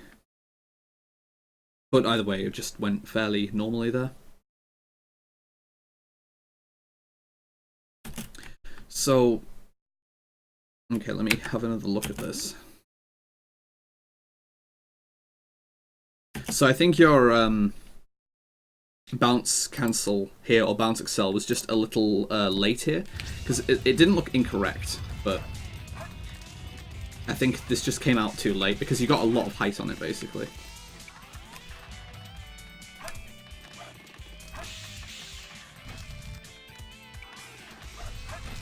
Like, and I did that too early, but you can do it like sooner than it appears. Like just trying to do it something like that. See, that was actually quite late. It's kind of difficult to gauge as well, and one of the silly things about doing this in general is that if you turn around this, if you go around this corner really quickly with high speed, then you can see that the camera likes to get stuck on the inside of this corner. And this does happen surprisingly easily at high speed if you go around the corner very quickly. That you can see the camera got stuck for quite a while there, and this is an easy spot to die because of just this side of the pit here if that happens. So when coming around the spot at high speed, this is one spot where I typically don't blame people for trying to go around the corner a bit wide. I still went around it very tight there, but if you want to like try and go around it wide there just to make sure the camera follows you, I really don't disagree with that.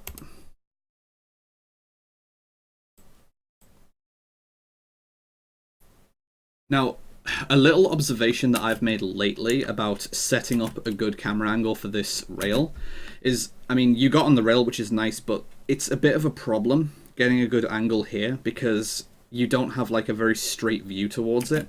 And because of the snake head here and all the vertexes it has, it's very valuable to get as straight of an approach as you can get. Like currently, it's still a bit of an angled approach. Like if you just go straight up, then you're not angled straight towards the rail, so certain things can go wrong here. But something that I personally think helps quite a bit in this situation is, once you get around here, you've got this Eggman emblem on the floor. If you just divide it into two halves, so like this is the left half and this is the right half, what you do here and what a lot of runners I see them doing is you just like went a fairly straight path on the right hand side, which, you know, it's pretty typical because you want to take straight paths. But I've found that for whatever reason, if you like cross into the left half, it just gives you a much better camera angle here. Like if I just run straight towards the snakehead, you've got a much straighter angle towards it. Compared to if you just like start from here and run towards it, then you don't reach this like straight angle until you're like right on top of it. But if you just do it from here, you get that straight angle like almost immediately, and it's much more, it's much easier to gauge that. Either way, though, you got that, which is nice. And yeah, because of how easy it is to miss that, that's why I don't do that there with trying to bounce into the hourglass. It is a bit faster if you can get it, but I don't personally like doing it. I just homing attack it instead. But what I would recommend you doing here is you're already readying to do a spin dash. I would bounce excel here because this is the same logic as what I mentioned in City Escape. That, well, there's a couple of things that work here. So number one. So by doing the spin dash on the flat here and transferring it across the vertex onto the slope, same thing on the first staircase in City Escape, that's going to make you decelerate. So if you instead bounce excel and transfer onto the vertex first and then do the spin dash, you'll just go much faster up it. But then at the same time for this second spin dash, this breaks a cardinal rule of movement, which I kind of get on everyone's asses about. You really should not be holding ball form up slopes. Like once you let this go, then it's just ball form going up the slope. When you're going up slopes, you should be releasing this as soon as possible.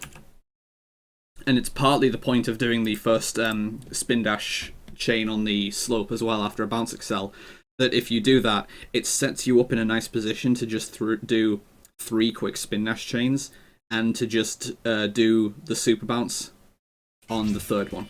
So what I mean is, so 1, 2, and then do that on the third one. That should be a fairly consistent setup for that. Just get the hourglass, bounce excel, and then you can just do 3 spin dash chains there.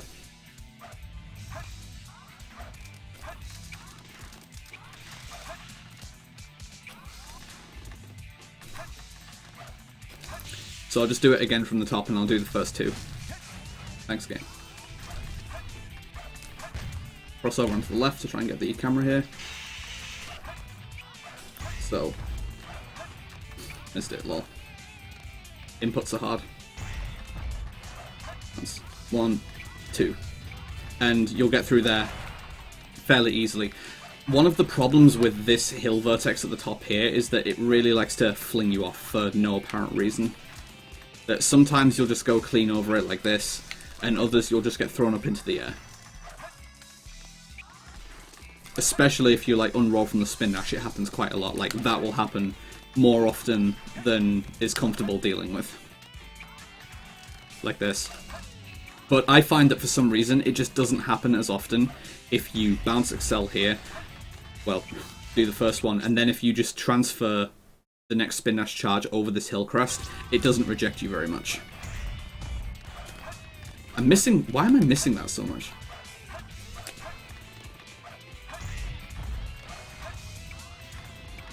Yeah, if you can just transfer it over the hill there, it works much better in my opinion.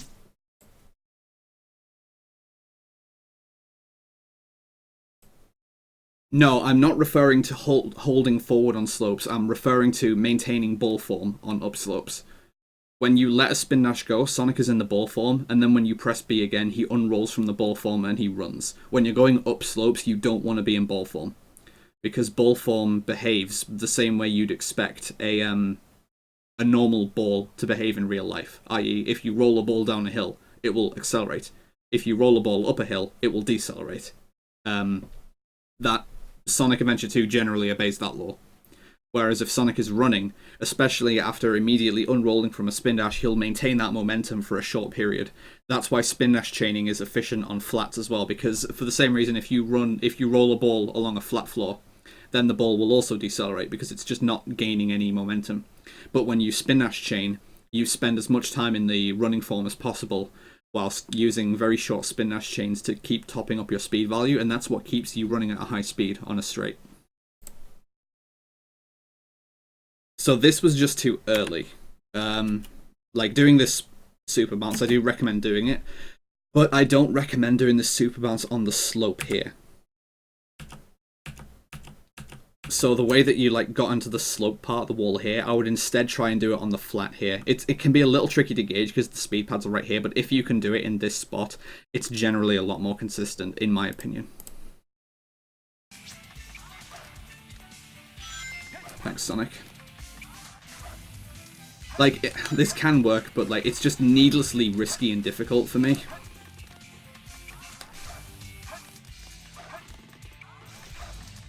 And you're just more likely to get shot off at a bad angle. Whereas if you can just do it from the flat, then I find it super easy to get a much better super bounce.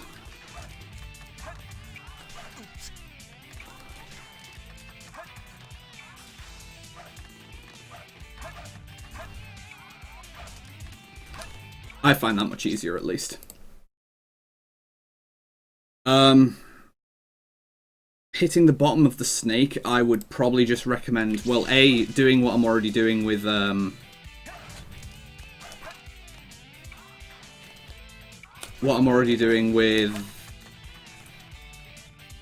doing it at the bottom of the slope here on the flat, but you'll also notice that what I'm doing is like I'm going down like this and then I'm angling very aggressively to the right, so I'm pretty much doing a super bounce straight to the right like this, and then I'm doing my movement towards the upper platform once I'm already in the air. Like, I'm not approaching it at an angle like this. That makes it a lot easier to hit the snake. Like, you can see there that I passed right underneath it. So what I'm instead doing is taking a bit of a wider path, but it's making sure that I'm going around the snake. That's just my recommendation. And the last big thing that I noticed here is the way that you did this last loop skip. There is a big adjustment you should be making here if you're going to do this loop skip, and that is not hitting the last set of speed pads. You can see here how Sonic... You do the jump here with Sonic, and you'll have no doubt found when you did this that your controls are fully locked. And this is because you hit the second set of speed pads. Like, Sonic just jumped straight up in the air here, and you didn't actually gain control of Sonic until this point here, where he's actually turned. And if you jump at the wrong time and or get the wrong camera angle, just a lot of things can happen. It's actually easy to die in this spot, but it's very easy to avoid. Literally all you need to do is not hit this set of speed pads, because the speed pads lock your controls, and the loop speed trigger gives you the speed boost here. So if I just run through the speed pads and then try and do the jump, you'll see same thing happens, where Sonic just jumps really high, and then it's a really dangerous situation to be in. Whereas if I just jump over the speed pads and then do it, I've got immediate control of Sonic, and I can make it over there no problem. The big factor here is if you go through the speed pads, they will lock your controls for a set period of time, and you won't be able to actually angle yourself. Whereas if you don't touch the speed pads, you can just do whatever you want, and you still have full control of Sonic. So those speed pads you want to avoid like the plague. Those will if you're doing that loop skip by jumping across, hitting those speed pads could potentially cause you to lose runs, because they will cause deaths. So yeah, just avoid those. And we're coming up on the the godly death chamber here, I believe, so there's probably not too much that I'm going to have here. Like, this is where the run goes from, like, check minus to check plus, as they say. Nice roasted keys, first of all. And then pan. Yeah, this is just a fucking godly set. This is... I've seen this set before myself. This is one of the best sets you can get. Roasted keys to pattern shots to Wandering Ghost. This is just an incredibly good set. There's nothing much to say about it. Well, so again, if you can, corner climb whenever you can. So I'm gonna actually go back and look at the specific inputs that were being used here. Yeah, you're just climbing straight up here, so you should be corner climbing here.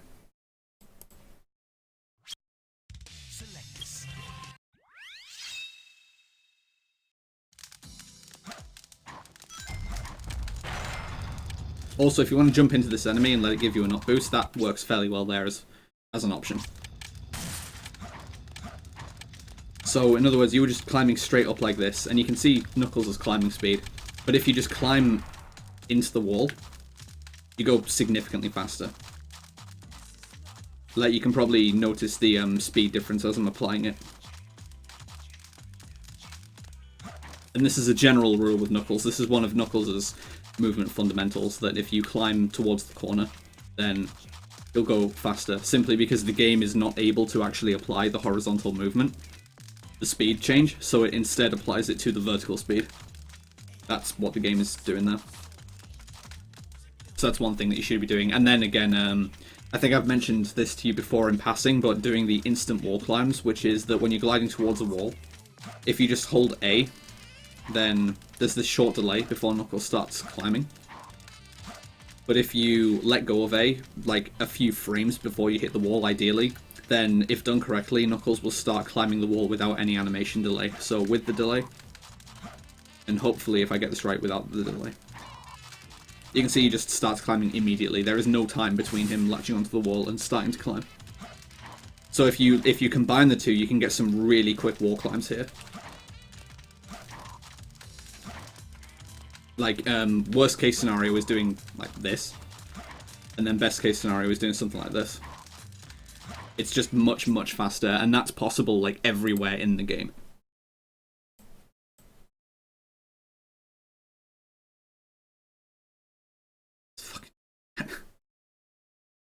And then here, just yeah, this is where I like came in, where I started watching from. So you had Wandering Ghost here. This is just you went to the wrong spot. This is straight where you want to be going, and you just took a long way around. So this could have been even potentially faster, but I think it's just either maybe misremembering where the piece was, or just still stage recognition that can be worked on. But this was just a long route to the piece. You kind of corner climbed there though, a little bit, but yeah, good death chamber. And then you're like, oh my god, that was so good. And to be fair, it was very good. So can't disagree with that. Alright, Boom Boo. So, again, this is something I noticed. You did the pause, but then you just didn't do the IGT abuse. I would just restart there. If you had that, like, especially a 0.9 restart, that's pretty good. So, I just would have taken that stuff. Just take the restart and then take the, like, 0.7 seconds of time save it would have given you. So I'm going to try and pay attention here to exactly how this went.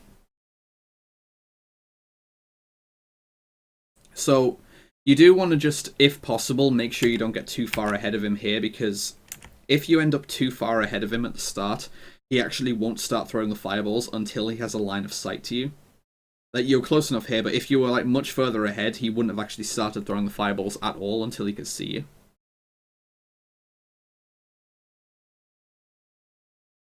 And again, because there's no audio, I'm going to have to just gauge this. I'm going to go back to the start this. I know that he always throws 4 fireballs, and I typically start running more towards the ghost after the second one lands on the ground. 1, 2. Yeah, you just wait a bit long here. 3, 4. So, although, I mean, at the same time, like, it's actually ended up being pretty good, because there was no, like, restart, was there? I kind of, it ended up at the end being better than I thought it would be, probably because you actually had quite a straight line to the ghost. So this is gonna, I mean, let's just see how these go.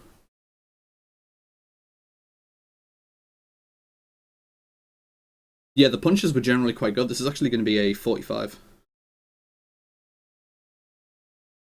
See, I know these things. So, a quick note on the rhythm for the punches here. There's a couple of things that people use to determine when to keep delivering these punches. I like to go off the his iframe flashes. Like, while he has iframes, he's flashing red as he's going around. And after he lands on the ground, he typically flashes red 5-6 times each time. So what I mean is, I've slowed this down. So you deliver the punch here. So now he's on the ground, and now he'll start flashing. So 1, 2, 3, 4, 5, and now he should be vulnerable. Yes, so it ran out like during the 6th punch. During the 6th flash. And so again, so now 1, 2, 3, 4, 5. And again, it ran out during the 6th flash. So if you like go on the 5th flash, that typically serves as a good cue for it. So 1, 2, 3, 4, 5, 6. And it again runs out during the 6th one. So for anyone who's like doubtful about it, you can see that in practice, it still ends up being slow enough, even at full speed, that you can visually follow it and you can count up with it. So 1, 2, 3, 4, 5 punch. 1, 2, 3, 4, 5 punch. 1, 2, 3, 4, 5 punch. And you can see that from the timing, that's exactly what Matt is doing, yeah. So, I do definitely recommend that as a method of achieving that.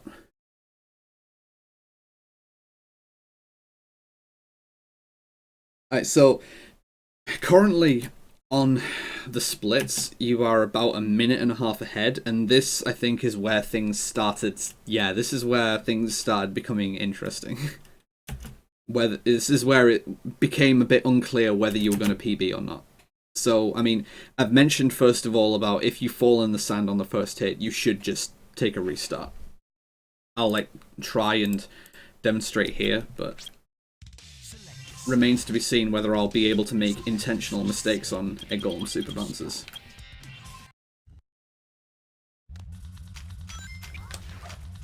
So say I just fallen down here. For me to get back up to the pulley here, it's like over 5 seconds before I'm ready for my next super bounce here. Whereas if I fall down here and I just restart, then obviously the timer is stuck at 1.6. So this is like 3 seconds faster than just manually. Because even here, I know that I should restart here because I'm not going to be able to get back. So this is significantly faster than just getting back up the interesting way. Yeah, getting down in the sand and getting the pulley. Because getting the pulley itself is just like, it's not consistent. Just because of the way the homing attack works.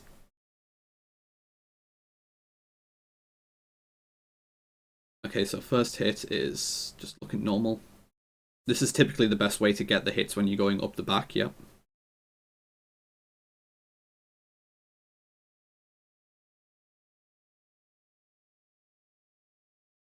Yeah, so the timing for the back platforms coming out is like it's weird. They're on a timer, as you would expect. So all I can really say is that you honestly, relative to waiting for the platforms to come out here, you did the first hit too fast, as weird as that sounds. But if you had performed the first hit slower, like on the homing attacks when you're going up the hieroglyphs, if you'd spaced them out a little bit, this would have given you a little more time to wait for these back platforms to come out. As weird as it sounds. You're actually lucky that you didn't get a spin attack here because you were in his back half when he decided his next attack. This is typically what causes him to do a spin attack. Like, you can see that Egg Golem's facing towards the back, so currently, like, if you divide the arena into halves, like going along here, this is like just the way he's facing, so anything around this side is currently the front half of the arena because that's where he's facing, and anything like around here is the back half. Typically once he starts moving like this, if you are in the back half, that's what causes him to do a spin attack. So I'm kind of surprised that he didn't do one here.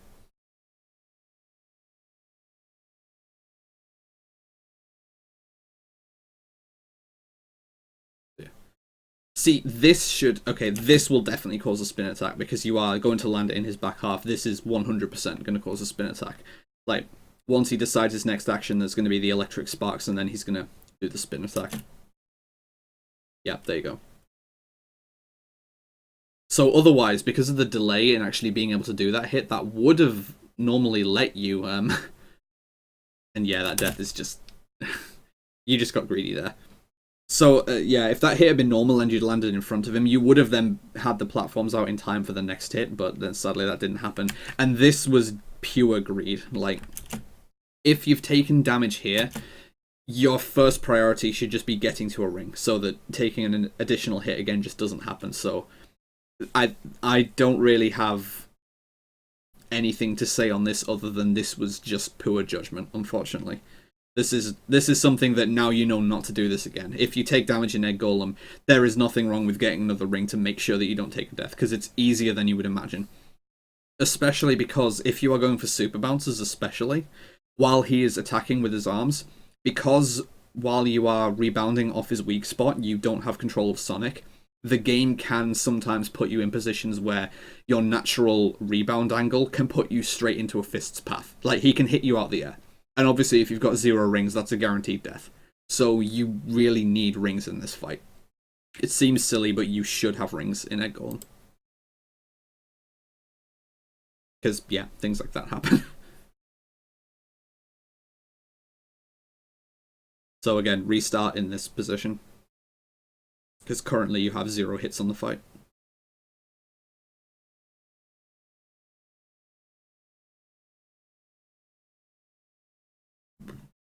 Me again. Adina's fighting back.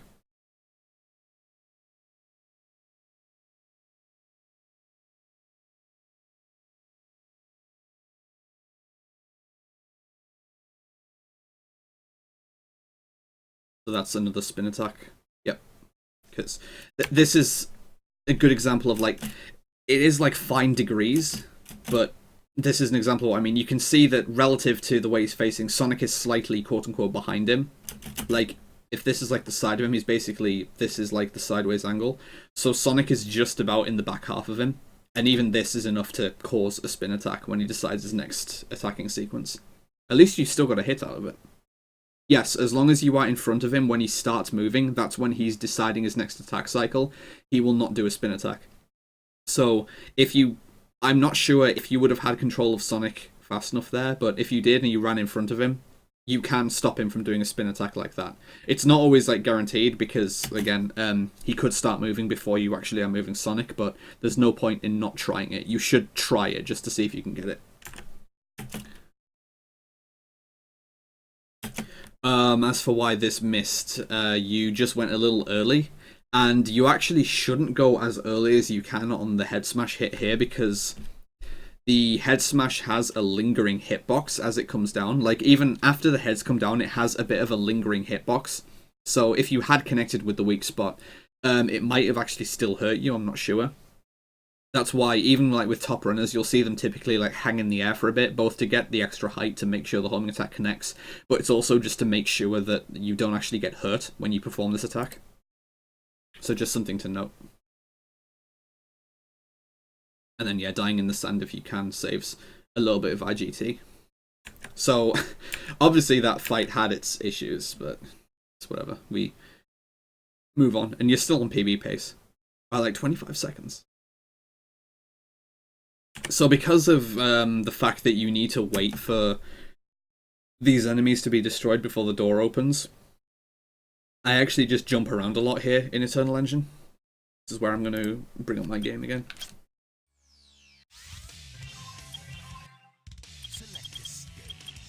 So when I go into that next hallway, I just jump around a lot myself to slow myself down artificially.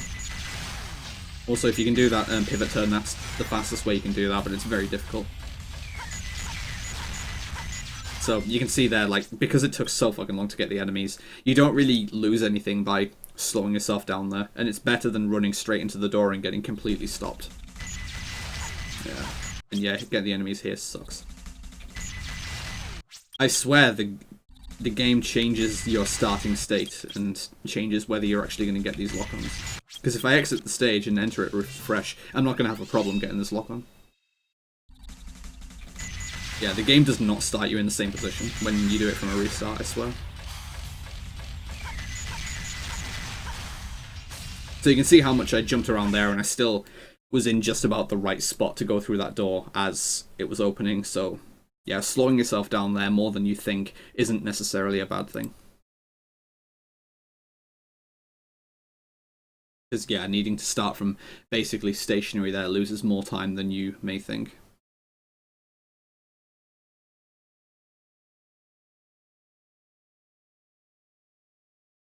Alright, not using the laser to gauge where you're going here is interesting. Because this basically looks like JW's method, except for the fact that you're not using the laser as a visual cue for where to be running, and this seems like a interesting choice to me. And by interesting, I mean I don't really like this. Because you can do the same thing, except just with adding in, once you're running up like this, just fire and hold the laser, then turn to where you need to be, and it will show you exactly where you're running. And this is exactly the angle that you want to be holding in, where the laser is hitting the wall just beyond where the boxes are. So you can see the boxes are here, and I'm aiming just towards the left of it here, just into the wall. So if you were to do the right-hand side flip, then the opposite is true, where I need to be like further away to do this properly. where this is just about the right angle I want to be running in, where the laser is deviating just to the right of the boxes here, just towards the wall. Because, like, it costs absolutely nothing to do this. If you're already running up like this, then you can just hold B like this, and that just shows you exactly where you're going. And that's exactly what I do for doing the right-hand side here, that at this point I just do it here, and then it just gives me a very solid indication of where I need to be going. So since that's not really going to lose you anything, and it will just help you more accurately see where you're going, I would recommend using the laser. Just make sure that you're not facing towards the boxes when you use the laser, because then you'll fire a shot, and if you break the boxes, then, you know, obviously. Either way, though, you got out second try, so that's not bad, and the rest of this is just going to be an Eternal Engine skip.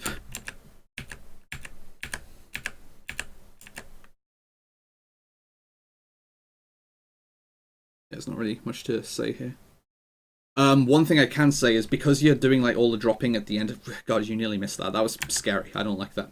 Because you're like doing all the dropping here, at pretty much any point earlier in the skip, if you just get out of bounds and start hovering immediately, you can do 2 seconds of free fall time.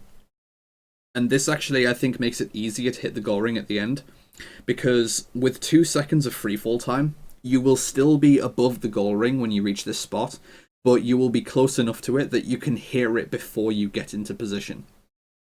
So rather than waiting to be in this sort of position you're in, where you've basically gone too far and you still nearly missed the goal ring because you ideally want to be over here instead. Yeah, again, since you're waiting for visual confirmation before anything else, it's automatically a little bit slower. But if you have an audio cue to go off, you hear the goal ring approaching before you get anywhere near this green pillar. Like when you're back here, like if you're coming towards it from here, you'll hear it like around here, and then a couple of seconds later, you'll be in position to just drop into it. So you'll have an audio cue and a visual cue to go off, and it ends up being a little faster and a little safer in my opinion.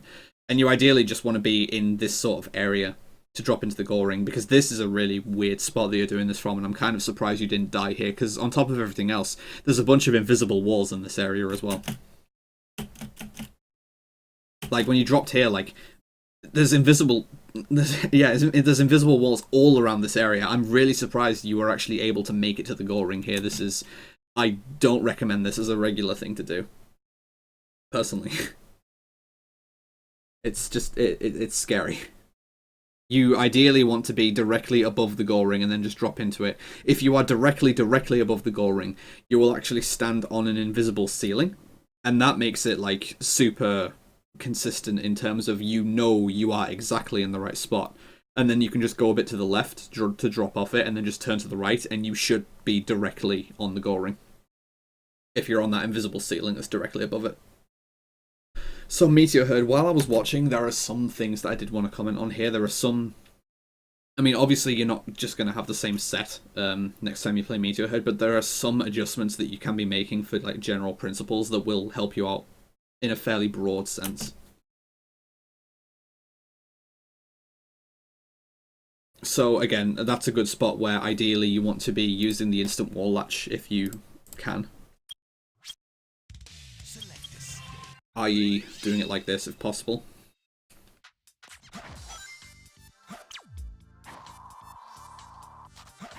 And you'll notice here that I actually jump and glide towards the top of the wall, because it does get you to reach the spring a bit faster as well.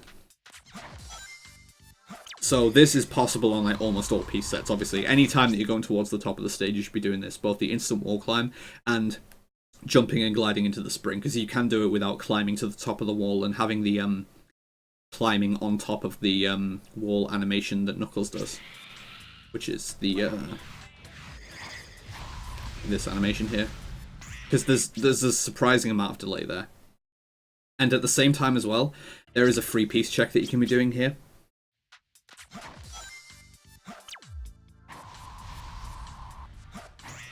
So when you reach this spot, you have wandering between the second and third levels, going up and down this pillar.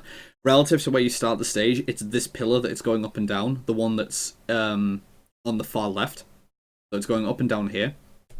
if you don't use any camera control, you basically have no time to check for this. So I'm not going to use... Nice meteor. I'm not going to use any camera control here. And you can see that I basically can't see it before I reach the rocket. So there's no way I'm going to see it like that. But you can really easily manage this by using the camera buttons, both to rotate the camera and then keep a fixed free camera. So while I'm here, if I hold the R button, you can see I'm holding the R button now, the camera is rotating. If I now add the L button in, the camera gets fixed in a specific direction. And like this applies like just throughout the whole stage. Like you can get really weird camera angles here which aren't necessarily helpful.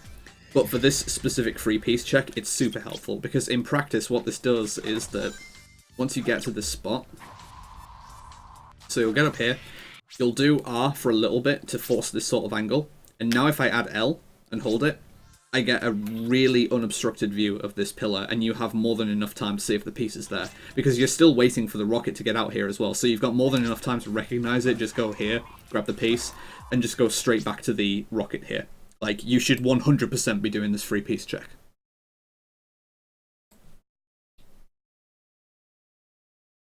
So, container behind a container, that's, yeah, other way.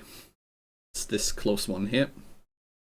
Yeah, just try to remember that this is the position of that one. There is a piece in here, but it's a very rare one. This is Ark's Huge Storage Area Piece 2. If you ever get Ark's Huge Storage Area Piece 2, that's where that is, but it's very, very rare. Nice rotating beacon, good. So this is where there was a couple of differences that I want to talk about. There's a couple of things back to back that happen here that are quite questionable. This is fine the way you grab the piece, but so number one first here is something that should be different here. Let me just go up to the top. So let's pretend that I'm currently going for piece 2. Let's pretend I'm going for highest rotating beacon. So I just grabbed the piece, and now I'm going for this hint. Now, because the game is really weird in the piece 3s that it can generate, it is very possible to have a piece 2 that is in that spot, like Between the Moon and Stars or highest rotating beacon, and the game can still generate Surrounded by Spinner Containers as piece 3. So what you should do in this situation is grab this hint monitor and jump. And now pause buffer. This is one spot where I always do pause buffer the hint text, because you just want to check for if this says surrounded by spinner containers. If it does, then just continue to climb up as normal. But if it doesn't, if it's any other piece, like this is the only piece 3 that's this high up that you'll get in this sort of combo. So if you're in this spot and it doesn't say surrounded by spinner containers, you can just do a quick A-B input to unpause the game and just go down immediately as fast as possible. So that's a very valuable thing to do, because on the flip side, it's like you're checking to see if you can go down as fast as possible, but on the flip side as well, you're also making sure that if you have surrounded by spinner containers, you don't just go down reflexively, because if you go down, then you need to take the rocket back up, or if you react to it fast enough, you can just climb back up, but it takes quite a bit of time, and it's just such a shit position to be in. But now the next thing, that this is also a questionable strat choice here, is that you've got dig while watching the moon. So this is one of the 2 super ambiguous pieces that can be in 3 different spots on these huge platforms. Dig while watching the moon and dig while watching the stars. It can be either on this highest one where you get the rocket to go up here. It can be on this middle one-ish, because this is, I think this is the one where floating in front of the 3 tanks is. So this is the one that's lower, so this is the middle one.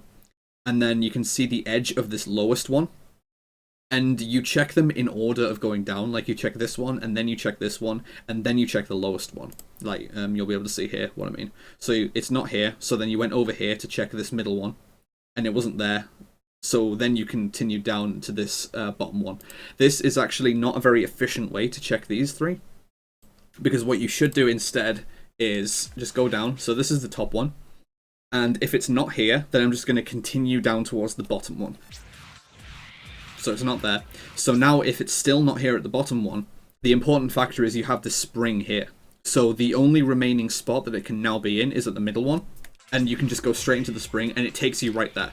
So that, on average, will be a lot more efficient than going in top to bottom order. You actually want to go top, bottom, middle. It's counterintuitive, but it is faster on average.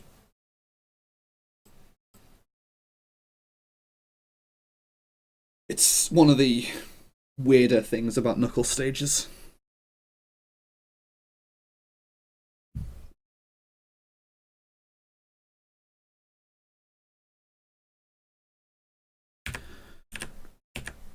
Fucking Rouge and that. Alright, so let's see how this fight goes. Okay, so if you're going to be doing the ringless first hit, the ringless fight in general, it's really worth just getting as much mileage out of it as you can.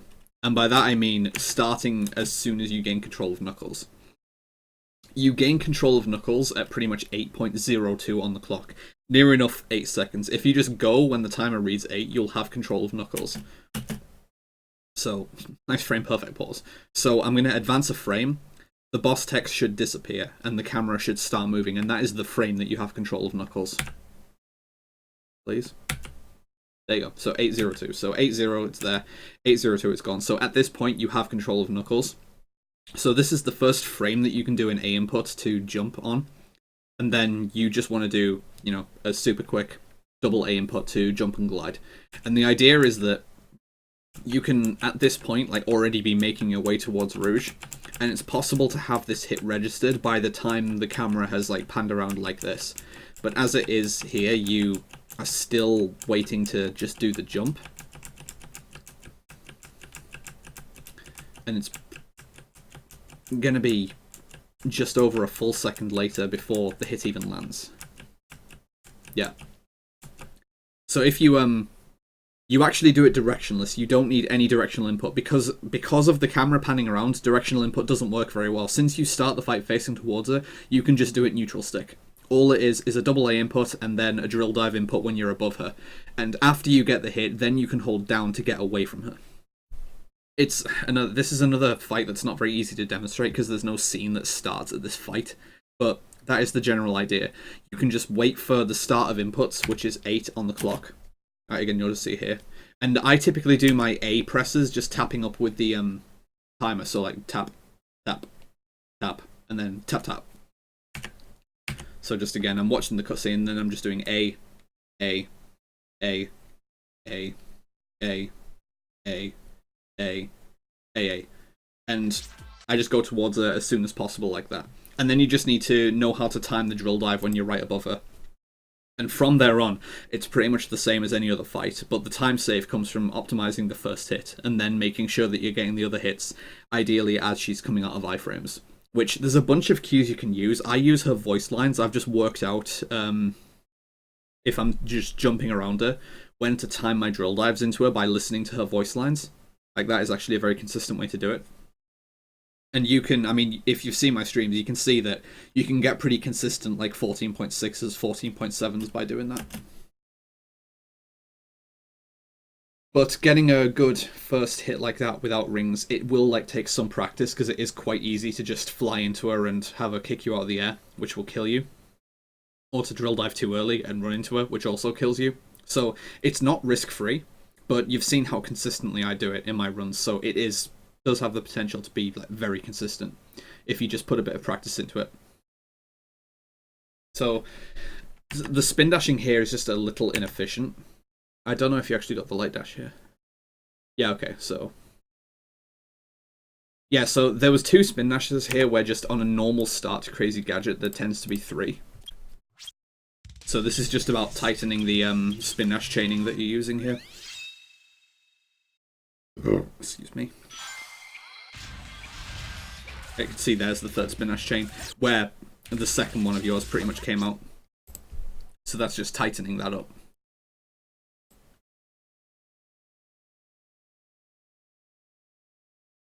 But still a perfectly takeable start. I would use a bounce excel here, like on the ceiling, just jump and then, you know, do a bounce excel.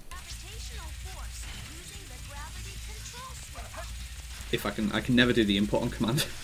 I can just do it when I'm just playing in runs, but I can never just do it on command. But yeah, just like take the gravity switch and then, I mean, from the top, from the start of the stage.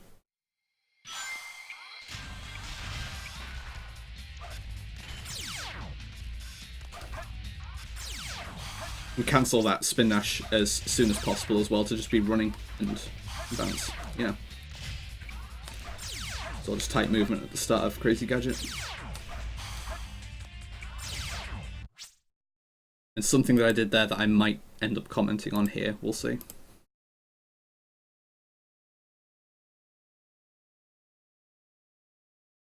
Alright, so I'm pretty sure the quickest way that you can descend here is doing a double bounce. I'm going to have to play from the start of the stage again. Oops.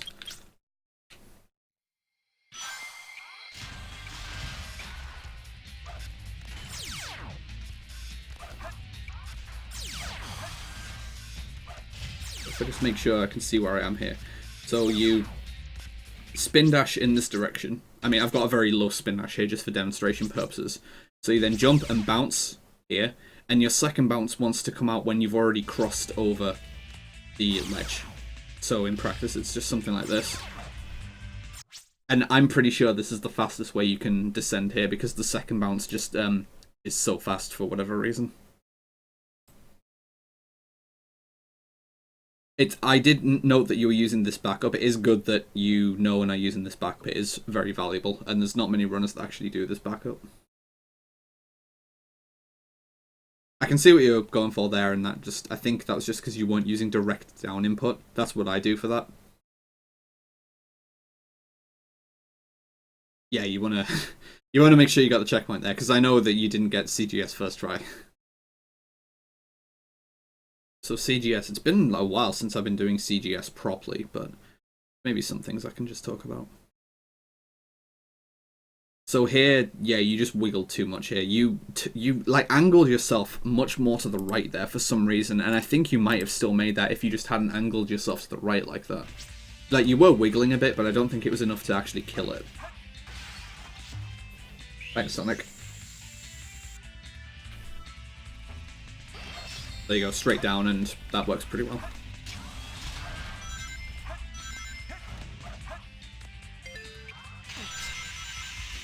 And then that rail sucks. But yeah, more than anything else, you really just want to have a consistent angle here.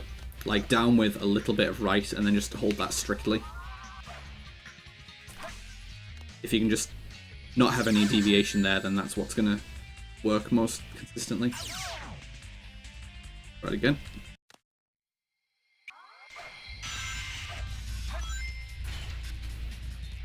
Nice one, Sonic.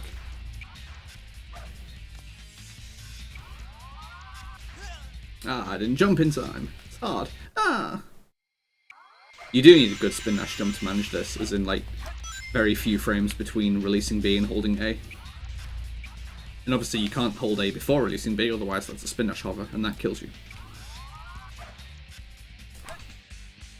So, it's an example of having too much down and not enough rightwards input, and like you can adjust a little bit. Like, you can start, I'm pretty sure you can start by going straight down and then adjust, as long as you're just not wiggling back and forth constantly. Yeah, you can see I was able to adjust there and I still made it. So you can make adjustments, you just can't be wiggling back and forth constantly. So as long as you're comfortable with adjusting to what is going to be the right angle, you can still make this relatively comfortably.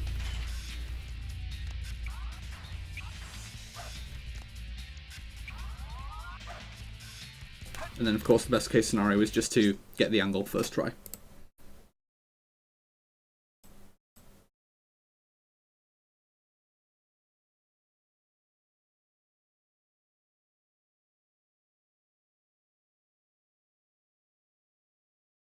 So I think you got the second try though. Yeah, see, that was much more of a rightwards angle there, but the fact that you didn't wiggle a lot there is what helps you get across. So, like, if you pay attention to the input cam here, the angle's like down here, but you don't really wiggle as much that time, and that's what gets you across more than anything else. And then you even get the fastest way into the next hallway, which is really nice.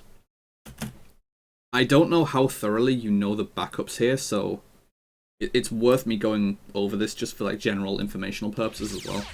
So if you end up on the back wall here, the main thing you want to be doing is facing Sonic towards the floor.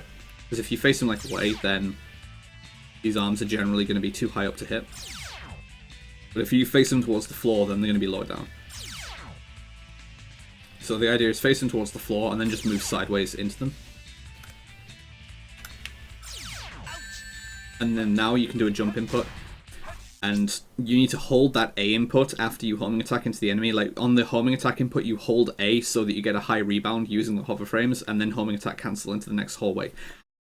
Ideally, you want to get a light dash on this ring trail as well, because A, it's a bit faster, and B, it also gives you rings for the next hallway, which can be very important.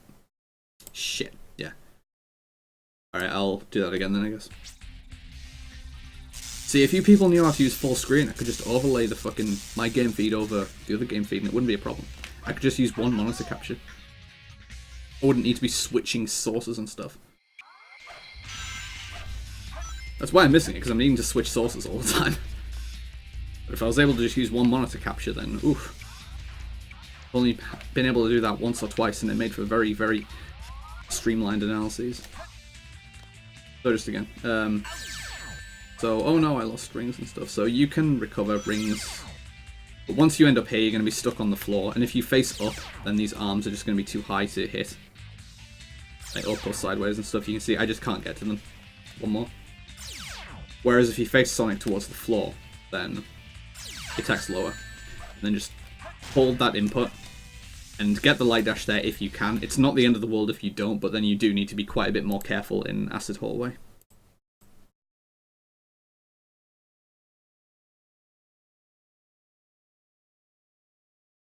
So, yeah, the spin dash method here, I personally don't like this method at all. I don't know whether you've tried bounce method and decided you don't like it, or if you just don't know how to do the bounce method. I really prefer the bounce method for the Acid Hallway though, and I also think it's actually easier and quicker to perform. Alright, so if you haven't tried the bounce method, I'll just demonstrate exactly what goes into it. And this is a good spot for me to actually have the input cam active, because the inputs for this are a little counterintuitive. So first of all, first thing to note, to get onto the floor here, it's easiest to do it at the corner here. Like, it's not difficult to get onto the floor here. You can normally just get it with a little bit of wiggling. But for some reason, I just find it a lot easier to get on the floor at the corner here. Like, something about the joint actually helps force you onto the floor a bit more easily. But if you want to do the bounce input, or if you want to do the bouncing method, at least try it. Then what you need to do is hold down, which, I mean, it sounds risky, and if you continue to hold down, it is, because you will run into the acid. But there is a fairly generous amount of time where Sonic won't really move. And in some spots, he won't really move at all. You can hold down and he doesn't seem to move at all. But holding down there won't cause an immediate death. You will have enough time to perform inputs after holding down. So that's an example of getting the light dash there. And simply, all you want to do after holding down is, while continuing to hold down, you do a very quick jump and bounce input. So you hold down and then you very quickly do A and B as quickly as you can. And you just bounce towards the center of the room like that. If you're late, then it just doesn't work properly. Like, if your A and B inputs are too far apart, then you get stuff like this happening. But if you do it very quickly like that, then you'll go towards the center of the room with not much difficulty, and it's very quick and easy to get that guy. The down input does matter as well, because if you just do it stationary, then you can still like get the bounce, but it may not be close enough to actually target the enemies. Like, it still works, but the down input generally helps you actually get the right collision. And now I kind of have to do the spin dash method to get through. Nice. I don't like having to do that. Alright, anyway, so final part. The way that I saw you fall into the goal ring was scary, to say the least. I didn't particularly like what you saw, though if you find this consistent, if you've practiced this and this works for you, then go ahead, I guess. I just, like, If you are consistent at hitting the goal ring, like, it works. It is important to know exactly where you are aiming for, because, I mean, So yeah, you are just holding left, and yeah, like this works, I suppose. Is it surprisingly does get you towards the goal ring. Just for reference's sake, you are specifically aiming for this spot. Like it's just this huge wall pattern, but I know exactly where I'm looking for because it's just 3 across and 5 up. So 1, 2, 3, and then 1, 2, 3, 4, 5. It's this spot in particular you're aiming for. So if I keep my mouse cursor over where you are aiming for, it's going to look for the longest time like Sonic is just not going to hit it, but the camera pan kind of weirdly forces you into where you need to be at the last minute, but it's just a very awkward situation to be in my opinion, and I wouldn't be surprised if this inexplicably goes wrong at the wrong time, like when you're on PB pace on another run. I wouldn't be surprised if this eventually punishes you for the game just being done. Like, you can see here that at this point you should be too low. You should, quote unquote, be too low. But then you just gain extra height and turn to the left here. Like, previously you were holding left to go this way, but now the camera's panned around the other way. You're holding left to go this way. And this takes you into the goal ring at the last minute. I don't personally like this method very much, though. And just what I do instead is I just end up in the right spot to begin with, and then I just fall straight into the ring. Oh, I just soft-locked. Lol. Because I thought I was actually going to bounce when I hit the door. Yeah, that's an important thing to know. If you don't have a jump or a bounce here, this is a soft lock. You need to restart here. Man, it's been ages since I've done this skip. Thanks, game, for not giving me a bounce. Alright, let's just go there at Sonic speed, as they say. That's not Sonic speed.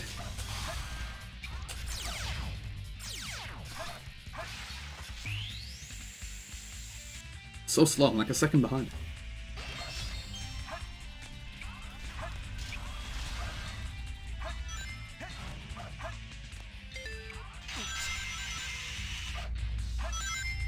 I'm super fast, guys. Not like that. Not like that either. CGS is hard.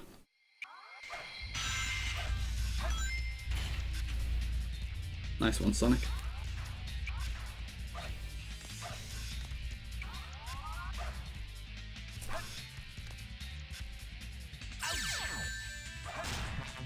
Let's skip. Anyway, I should hopefully be able to show that I can fairly reliably get the bounce method here very quickly. Get on the floor. There you go. And yeah, then you just get there on this enemy super quickly. If Sonic then doesn't go for the small fragments. If this happens, don't panic. Just let it go and Sonic will find the enemy eventually. So you can just fall on the door. Just make sure that you get a jump here and bounce through. So I homing attack as soon as I'm out. And again, this is the spot that I'm aiming for. Like 1, 2, 3. 1, 2, 3, 4, 5. So this is the spot that I'm aiming for. The square spot where the E currently is. And what I'm going to try and do is just get right at it immediately and then more or less just fall into it by the time the camera is panning around. Like, you can see that I needed to use very minimal adjustments there to hit the goal ring. It's more important, in my opinion, to have a thorough understanding of where the goal ring is and what you are aiming for, rather than just using a strat that will hit it most of the time. Like, I don't know, it's just something to consider. Like, there will be issues sooner or later.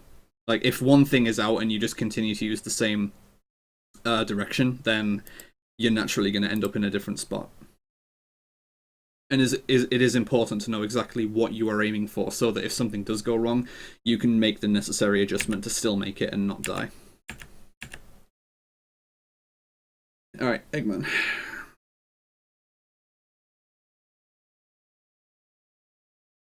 This is kind of a hybrid of two separate ideas, which, I don't know, this, so you're going in the right direction for the strat that I use, which is just firing as soon as you're facing in this direction, but then you combined it with the strat where you go towards him and shoot him straight in the face.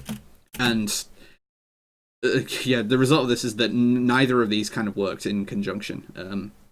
You can just go straight towards him and shoot him in the face, but you obviously need to be going straight towards him. Like, you can start the fight by holding straight up and just plug him in the face.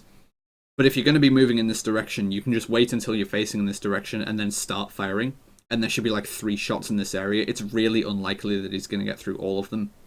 So either one works, but this kind of just caused issues. The second one still got him, but this was like needlessly risky, I would call this. I don't really like the method that's being used here, like the general strategy that's being used here. I'm just going to watch the rest of the fight, and then I am going to get to the fight here. I'm going to need to like do CG again through story select, but I do want to show this fight.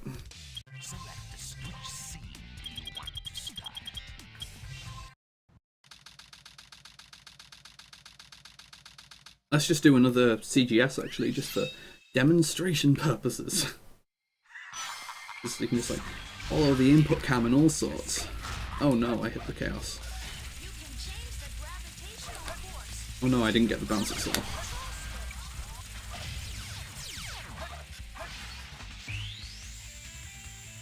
Oh no, I'm about 2.5 seconds behind where I'd like to be.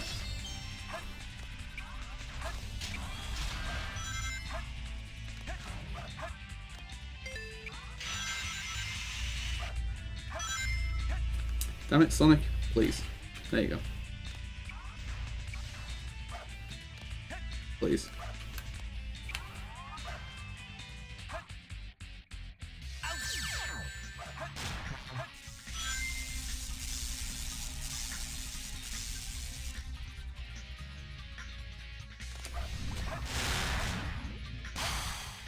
Oh, nice one, game. Alright, I've got to do this the hard way now. Yeah, this is why I don't like doing the spin dash method, because walking around near the acid is not a good time. But I got a really fucking stupid bounce off the enemy head, which doesn't normally happen.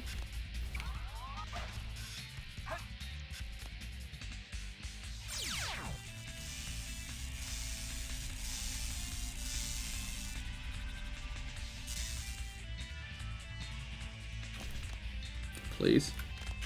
There you go. There you go, that's meant to happen. That's what's meant to happen every time.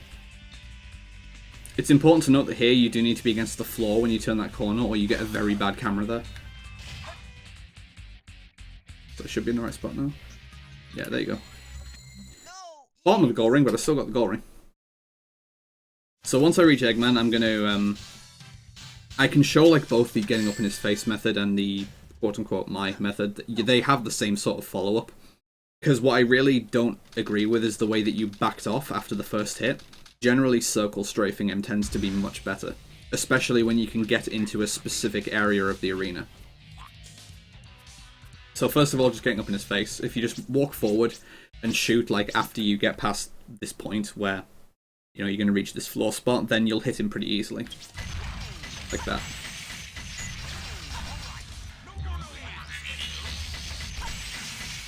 So, this area of the stage where the grey door is, this area near it is extremely exploitable. You want to be inside this area as much as possible to have better control of the fight. And I say that because Eggman cannot physically enter this area. He will try to get towards you, but he cannot do anything here, and he will just try to run against an invisible wall here. So, by contrast, if I move out of it, the fight is much harder to control while he's circle strafing me and making most of my shots miss. Whereas if you force him into this invisible wall, he'll just continue to run against it, and he is super easy to hit. You just make sure you're facing up, and you can just plug him in the face. But no risk. So the method that I use is, again, I make sure I'm facing in the direction you started this fight in, and then I just do a couple of shots. So the way he behaves after being hit is going to be pretty typical. You can expect him to do the same thing pretty much every time, which is that he's going to use about 6 no-scope shots and then move away. You'll be able to hear him like firing his own no-scope shots. Yeah, so he fired 6 there and then he started moving away. That should be very consistent, so you can use that to telegraph when you should hit him again by turning up and then firing towards him. So I'm just listening to his shots, and then I know after his 6th shot, he's going to be both vulnerable and he's going to still be standing in place, firing, getting ready to move away. So that's when my next hit lands. As for this third hit, I see a lot of people like doing this, where they just get out of the way and then deliver the third hit. But there is a short period of time, it's about half a second, where he becomes vulnerable before his third hit lands. So you have that timing window to just deliver another hit.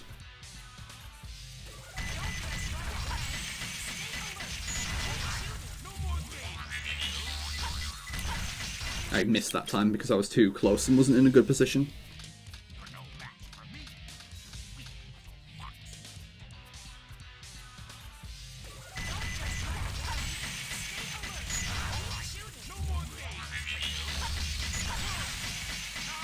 And then, ideally, this is the best position you can be in, where you're one hit away, he's still firing the laser to the side, and you're just waiting for him to be vulnerable, so you can deliver the last hit. And this can be really consistent. Like, this needs a good bit of practice to get used to, but this can be a super consistent method, and you can get low 14s with this. Nice missed hit, though. So because I took damage, that was a 15. Took damage, oh, because I missed a shot, I should say. You want to take damage, but you want to take it at the right time, so you can use it as a damage boost, so that you can get an uninterrupted hit here. And then his laser hit me anyway, but you can still get away with a 14 there. So one more time. And I'll switch it up actually to just doing the free first hit, because the method is still basically the same.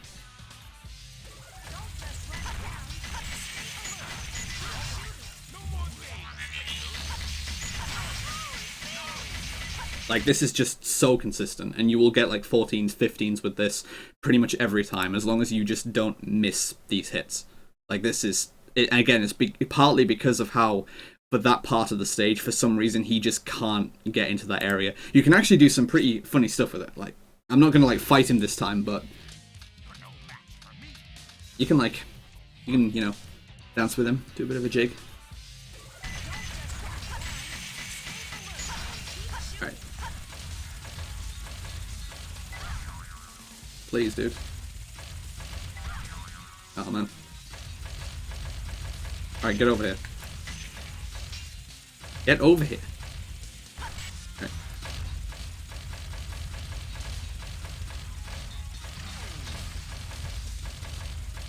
Yeah, this fight can be interesting. Because of this weird area where he just can't get in for some reason. Yeah, it's an interesting fight. Alright, let's actually just put him away. With a fast fight, hopefully.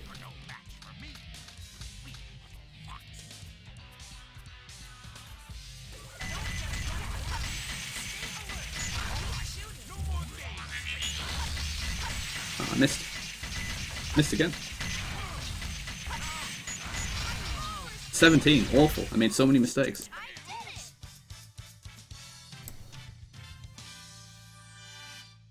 Alright, so I'll pause when I reach final rush.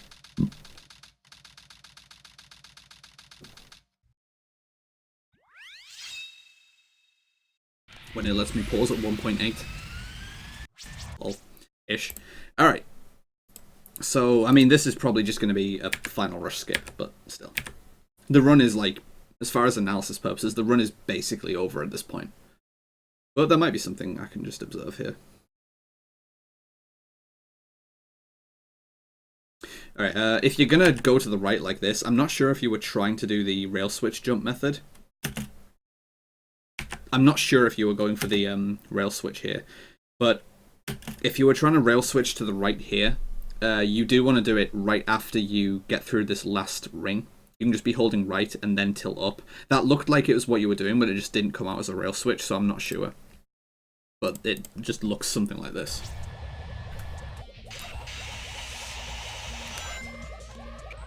And then you just progress like that.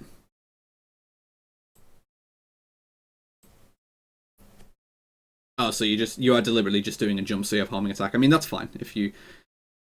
Oof, that was a nice recovery. So what went wrong here, actually? Okay, yeah, you were just going in the quote-unquote wrong direction. Because, I mean, it's a very fine difference. You want to be, like, aiming right here.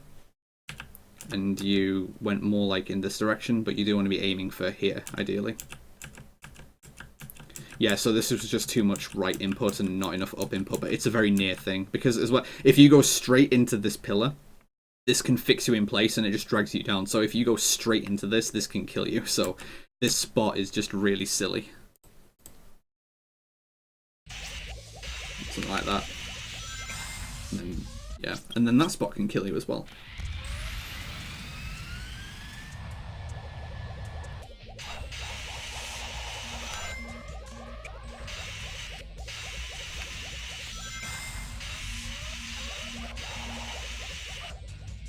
I think that was a 13 check. That was really good.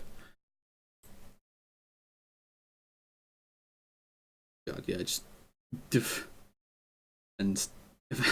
yeah, very weird section. Just the start of Final Rush is well worth practicing, because you are, like, without meaning any particular type of disrespect, you are about 10 seconds behind where you should be here. Like... For me, if I cross the checkpoint here with like a 14.75, I would consider this a fairly bad checkpoint time. And this is like plus 10 seconds on that. So yeah, Final Rush, especially on PB pace as well, when you're only like 13 seconds ahead, which you are now, super important to just make sure you're getting through in one piece. And in good time as well. Okay, so this method for... You did need to land on the first rail there. I think you were going for the second rail, but then needed to adjust. Yeah, this is just going to be a regular FR skip. Like I say, at this point, this is basically over. There's like nothing really to analyze here. If you hit FR skip, you hit FR skip. Excuse me. Yeah. So the time loss there was just from the poor start, really. Nothing to say about that. Shadow, on the other hand, I mean, you will have had a good Shadow here because you're 5 seconds ahead here. So you can't really lose time on this fight. You can miss like one hit and still PB, but that's about it.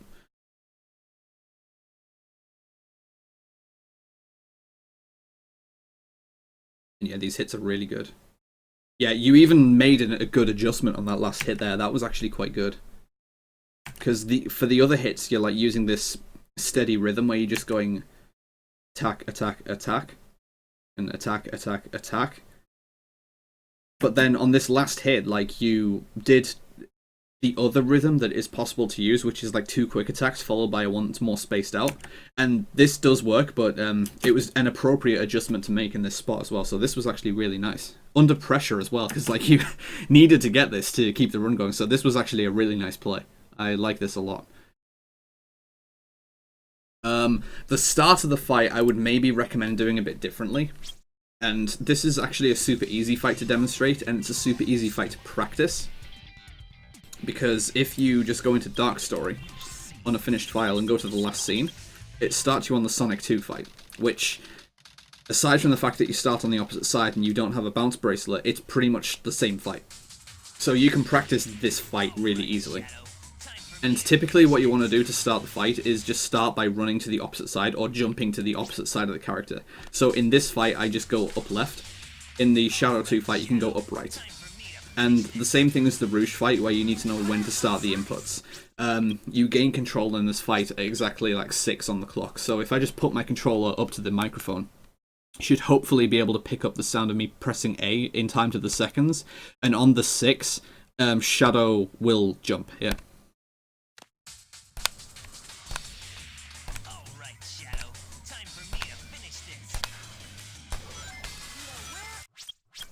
Whereas if I try and do it slightly before the seconds,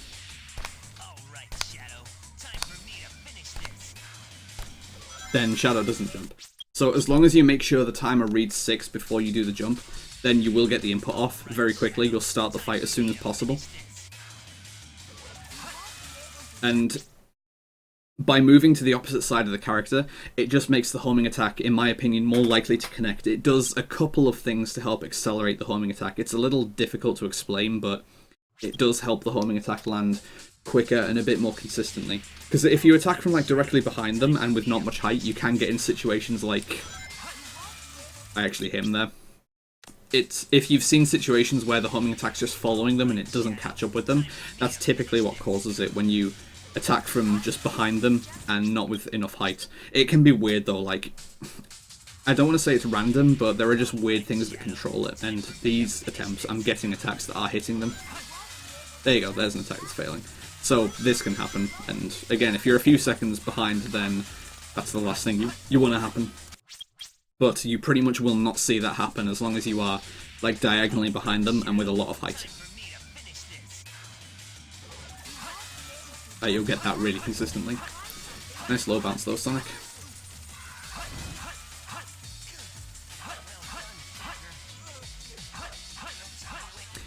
I should have one more check over the fight here as well to see if you were using directional input. And at this point I can just count the game. And, okay, yeah, you're not using directional input. That was the only other thing I was looking at, that once you start the homing attack chain, you do want to be neutral stick. For the pure reason that you're not going to maintain a neutral camera angle behind the boss at all times, and it'll get you out of position when it starts tilting.